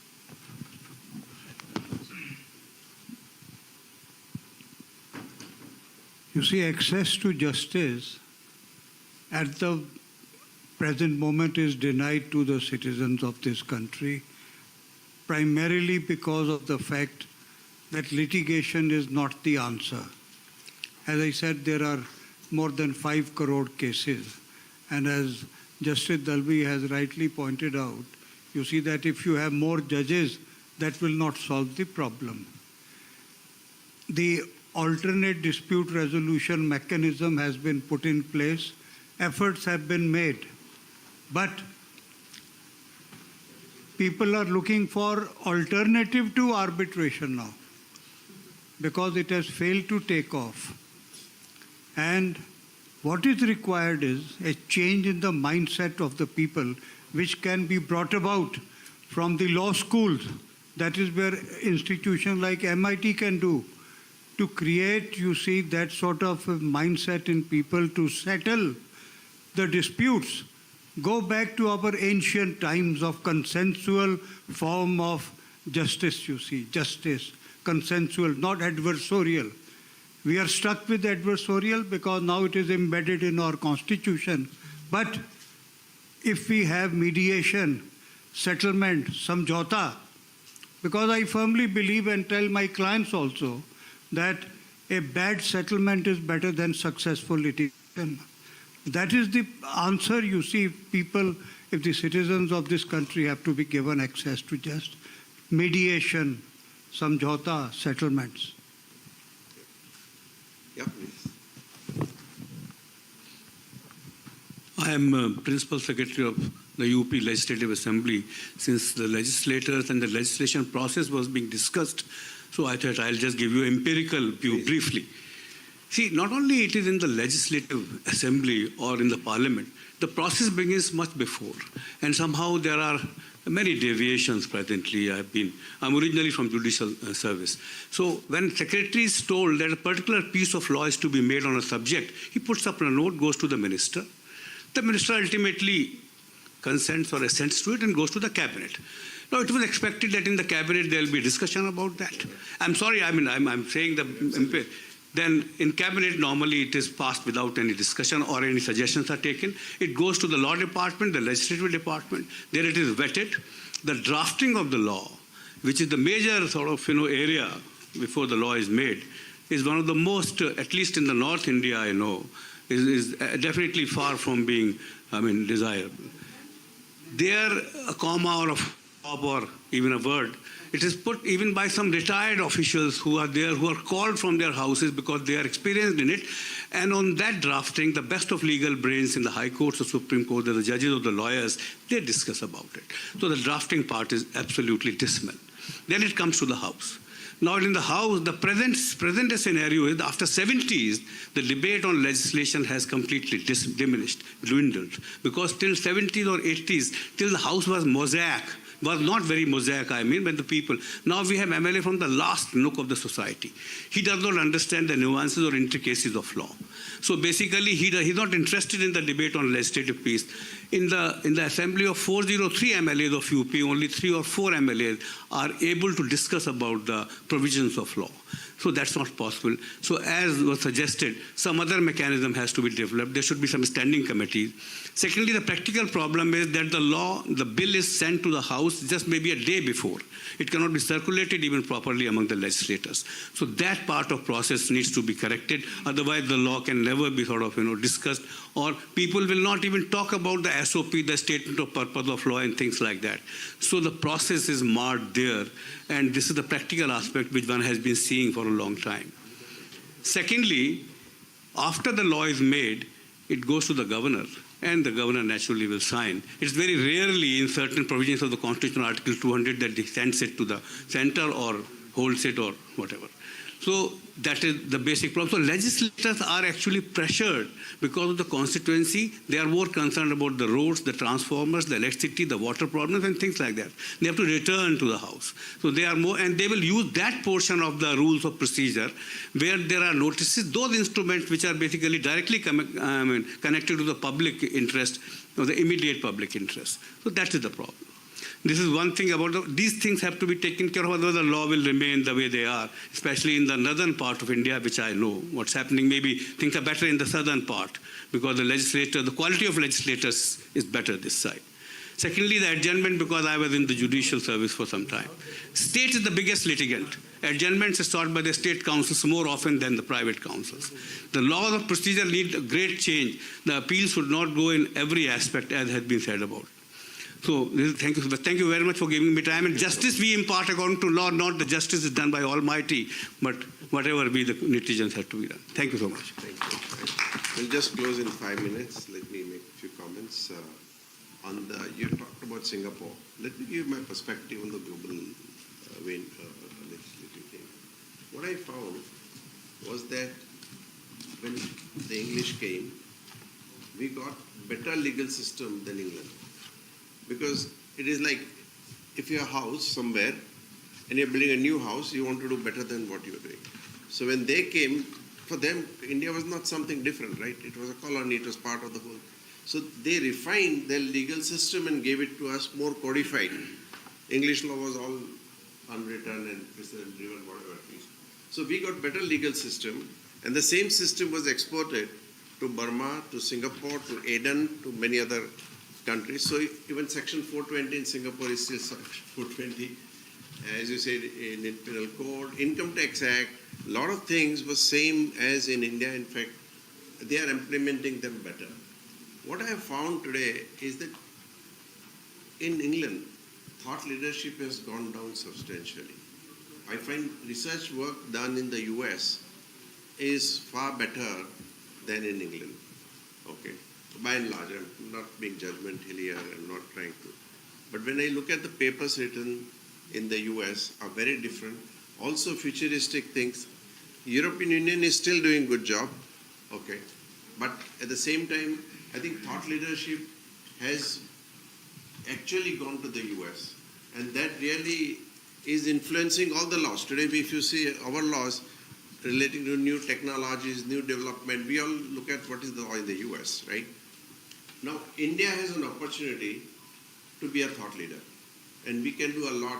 One thing which we found was that to do research in India is a lot less expensive than in the US. I would welcome you to our research campus sometime if you are interested, just half an hour from Taj Mahal Hotel. But idea is to look to the future and see what are our problems, what are our philosophies, our ethos and stuff like that, and develop new ideas, theories. But that is the job of universities. So I think we should have in the university thought leadership section where you start looking to the future. First question, do we need to redefine democracy? Because everybody has his own interpretation of, even though everybody may not agree, somewhere we will agree to disagree or whatever, but we have some elements so you can objectively look at, of course everything is objective, but broad principles, as I mentioned, democracy, rule of majority is a common answer. But where does minority stand? Okay, where does other, special situations remain? How do you combine democracy with speed? Because that is the biggest challenge. Democracy is considered like delay, right? So a university, I think it is very important. Second point is that every law school or every university must have one course on legislative drafting. We do not have, I believe, I don't know, do you have a section on legislative drafting? No. Correct? So that is a very important part because all of these people go and work somewhere. And our drafting has gone from bad to worse. So well-intended legislation gets drained off in the bad, and therefore bad implementation, bad other things, whatever you want to call. So whole ecosystem gets a little skewed, and that would be my, suggestion. As far as today's event is concerned, thank you so much for making it. But if we can just take 3 or 4 things, can we start some articulation on what is democracy, either defined or described, whichever way you can say it means or it includes, I do not know. What are our thoughts? Because if we do that, in the next phase, democracy, phase of evolution, when netocracy comes, presumably, okay, because technology is not going to wait for government changes, okay. It is going to drive governments, So if changes happen the way in which perhaps we envisage, you don't know the future, it may be. But, so, at least there is some direction to thinking, what is it, what are the ails? 930 was the year when first representative parliament happened in Iceland, right? 1100, 1200 years have gone. Can we refine models? Okay. Or we have to go back to basics like Athenian democracy, but at the same time, curtail the ills of the representative. What is the role of MPs and MLAs? Can we have some conversation on that? I think those are the questions which we can perhaps take 3, 4, 5 questions. We can work around and re-articulate our position on that. That would be hopefully helpful. Is that okay? So we come up with small 2-pager because everybody is so busy. No, 1 page very easily read. 1 extra mile people will walk.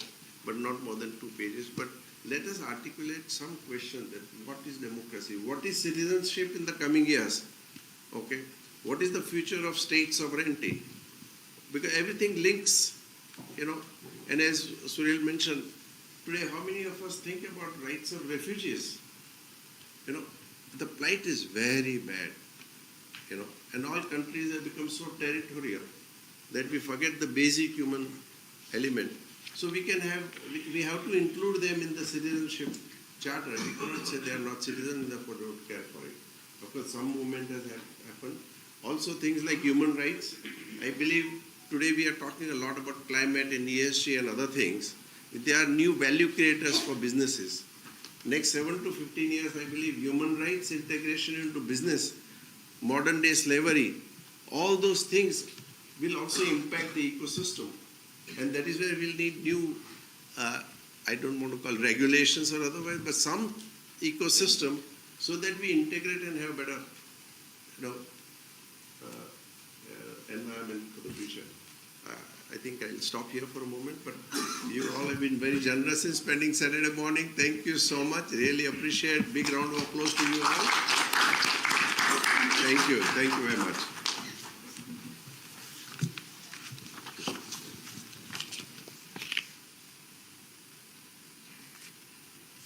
Thank you, Nishit sir, for the moderation and all the esteemed speakers for their inputs. I would also like to welcome the Executive President, the Visionary Leader, and the convener of the National Legislative Conference, Bharat, Shri Rahul Karat, sir. He's here with us right now. Can we please have a huge round of applause for sir?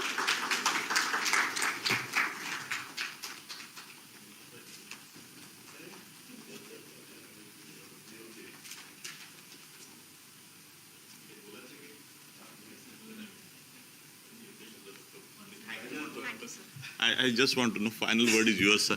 So all the respected senior lawyers and from the judiciary, Nishit Bhai, few days before I said to him that this is one very important idea which we have been working last 20 years, the first school of the country to develop the future politicians, MIT School of Government. We established Mr. T.N. Session. That time I requested him. And I said, can we have one school for political leadership? And can you be the chairman for the school because you have a name and fame? And that journey started. एकच minute कॅमेरे वाले दोनच minute मला बाहेरचं आहे this. And with that journey further, to take that idea for good governance, democracy, leadership development, we started the youth parliament movement called as Bharati Chhatra Sansad. Now, various states, government of India, the youth parliament last 10 years, this institution has promoted sensitizing the youngsters, our demographic dividend, to get into public life. And we have been telling all the time that let educated people must come in public life. We all shy away from public life, particularly politics. We have a lot of, we are averse कि नहीं ये सब चोर और उचक के नालायक लोग हैं, ये हम white collar लोगों की, तो how do we really change this perception? And that is a mission which I started in the year 2005, and further the Students' Parliament, National Women's Parliament, empowering the women for participatory democracy and so many other initiatives. And 3 years before I shared this idea with Prithviraj Chavanji and Venkaiah Naidu ji, I said, country has 4,500 lawmakers. There is no such convention has happened. Let us convene all these people at one place. 2,200 people registered, 1,800 people reported. Last 2 days, some 35 parallel sessions are going on, and some plenary sessions, and and many other important. Some 30 Vidhan Sabha speakers are here. And this initiative, I remember Venkaiah Naidu ji said, Rahul, अभी तक 75 सालों में government of India की तरफ से बोले, because we have 100 parties. US has only 2 parties, 1 language. So they have various such forum. And if you go to Washington DC, I know you all are very elite, test of the elite of Mumbai and the country, and Lalit Bhasin Saab was also here, and lawmakers and law executor. तो मैं बोला इनका भी एक session होना चाहिए. तो मैंने निशित भाई को रिक्वेस्ट किया कि आप कुछ चुनिंदा लॉयर्स को जो इन सब चीज़ों में beyond their profession, naturally we all have very precious time constraints, and with that spirit, I think this particular session is very, very important, and it is coming on the record. And I was not sure that how and what way, how many number of MLAs are going to come, but huge participation and very engaging. Some of the halls and the other facilities what we have created, we requested national integration message also we wanted to give. आपका जल लाइए, मिट्टी लाइए, पानी लाइए, तो बहुत कुछ चीज़ें तो लोगों ने मिट्टी लाई, उनकी मिठाइयाँ भी लाई है. तो बियॉन्ड पार्टी लाइन की पार्टी से उठकर this MLAs, they need to come and they need to speak here. So that was appeal by the patron Sumitra Mahajan ji, Meera Kumar ji, Shivraj Patil ji, the former 4 speakers, and of course Manoj Joshi ji, health is not well, here is in Mumbai. So what a good fortune, these 4 patrons, and they lent their names, and further 25 Vidhan Sabha speakers, we said come on this board, and they all accepted graciously the request. And what Venkaiah ji said exactly, बोले government of India की तरफ से राहुल शायद वहाँ कांग्रेस कर रहा है तो बोलेंगे ये कांग्रेस का कुछ एजेंडा है, बीजेपी, तो आप न्यूट्रल है, you are no affiliation to party. And that's why I am telling you this story, because I requested Nishit Bhai that ki post event, because it is all the time, it is complimentary when anything of such sort is building up. Sometimes ideas person व्यक्ति छोटा हो जाता है, ideas बड़े हो जाते. तो वैसे मुझे वो सब MLAs में जा रहा हूँ जहाँ पे आपने बहुत अच्छा किया, तो मुझे जितना वो बोल रहे हैं उतना मुझे ज़्यादा प्रेशर आ रहा है. तो मेरी आपसे रिक्वेस्ट है कि ये इस पर्टिकुलर ग्रुप को कि आप अगर इस विषय में थोड़ा गंभीरता से, इलेक्शनरिंग के बारे में, गवर्नमेंट फंडेड इलेक्शन होने चाहिए क्या, कितनी सारी समस्या है. And we know that there is definitely in every field there are corrupt, good and bad people are there, but और इसका पूरा मतलब जो सिस्टम और स्ट्रक्चर एंड सोसाइटल पूरा ट्रांसफॉर्मेशन का लॉ, एक ये बहुत बड़ा लॉ में फिलोसॉफी, उस दिन मुझे निशित भाई ने मैं सोचता रहा, बोले the philosophy and law is same Rahul, so there is a philosophy का और लॉ का क्या रिश्ता है. तो I have last 1 or 2 years before I had little chat, 4 years before I met him, and And and there are many such great minds beyond their profession who take interest in academic. And I appeal and request all of you कि आप इसमें ज़्यादा से ज़्यादा interest लेके आने वाले समय में, ये 3000 पन्नों की इसकी वेबसाइट है nlcbharat.org, एंड हमारा पॉलिटिक्स का कल्चर भारत का जो बदलने की भूमिका से ये ऑर्गेनाइजेशन आने वाले समय में मुझे लगता है जो आज पिछले 2 दिन से जो एंगेजमेंट यहाँ पे रही है, ऊपर भी जो जिस तरीके का ये रहा, तो सुमित्रा महाजन, शिवराज पाटिल जी, मीरा कुमार जी, उनके अध्यक्षता में इतनी सारी कॉन्फ्रेंसेस उन्होंने भी लोकसभा के अंतर्गत की है, अपनी विधानसभाओं के सेल, लाइब्रेरीज, मतलब ये मतलब मुझे दुख है कि वो इतने जो वाइब्रेंसी होनी चाहिए और वहाँ पे तो बहुत कुछ अच्छा हुआ है, लेकिन बहुत कुछ अच्छा हो सकता है। 75 साल अभी अमृतकाल का भी प्राइम मिनिस्टर साहब ने मैंने बोला CPA, Commonwealth parliamentary association, today also we are beating the drums. Yes, good, that system has definitely promoted beautifully so far, it has helped us, but after 75 years can we have our own CPA or interparliamentary union for that matter? I'm sure many of you know this 150-year-old body in Geneva started by 2 members of parliaments, and आगे चलते पूरे world के parliamentarians का ये body बना, inter parliamentary union. ऐसे बहुत सारे बॉडीज वर्ल्ड वाइड इस तरीके से काम करते हैं, आप ये सब चीज़ों को जानते हैं। और मैं समझता हूँ कि NLC आने वाले समय में अपने भारत का स्वदेशी एक तरीके का ऐसा एक इंस्टीट्यूशन, और वो इंस्टीट्यूशन बनाना है तो आप सब लोगों को मैं अपील करता हूँ कि मतलब ये किसी एक व्यक्ति या इंस्टीट्यूशन, तो इसीलिए मैं मेरे सभी लोगों को इसको एक डेमोक्रेटाइज करके इसको कैसे इवॉल्व, इसका इवोल्यूशन हो, इसके लिए मैंने आपको सबको विनंती की निशित भाई के द्वारा। मैं बोला सर मेरे पास बैंडविड्थ नहीं, अगर आप इसमें बहुत प्रेशर था ये बाकी के लोग कैसे ये करें, बट निशित भाई मैं धन्यवाद करता हूँ आपका कि आप इस विषय में गंभीरता से आपने इसके बारे में ये किया। Our family friend mister Nikam, Aniket, I am very happy to see you here, and some of the faces I can see here, but सगळ्यांना नमस्कार मनापासून, थँक्यू सो मच, थँक्यू।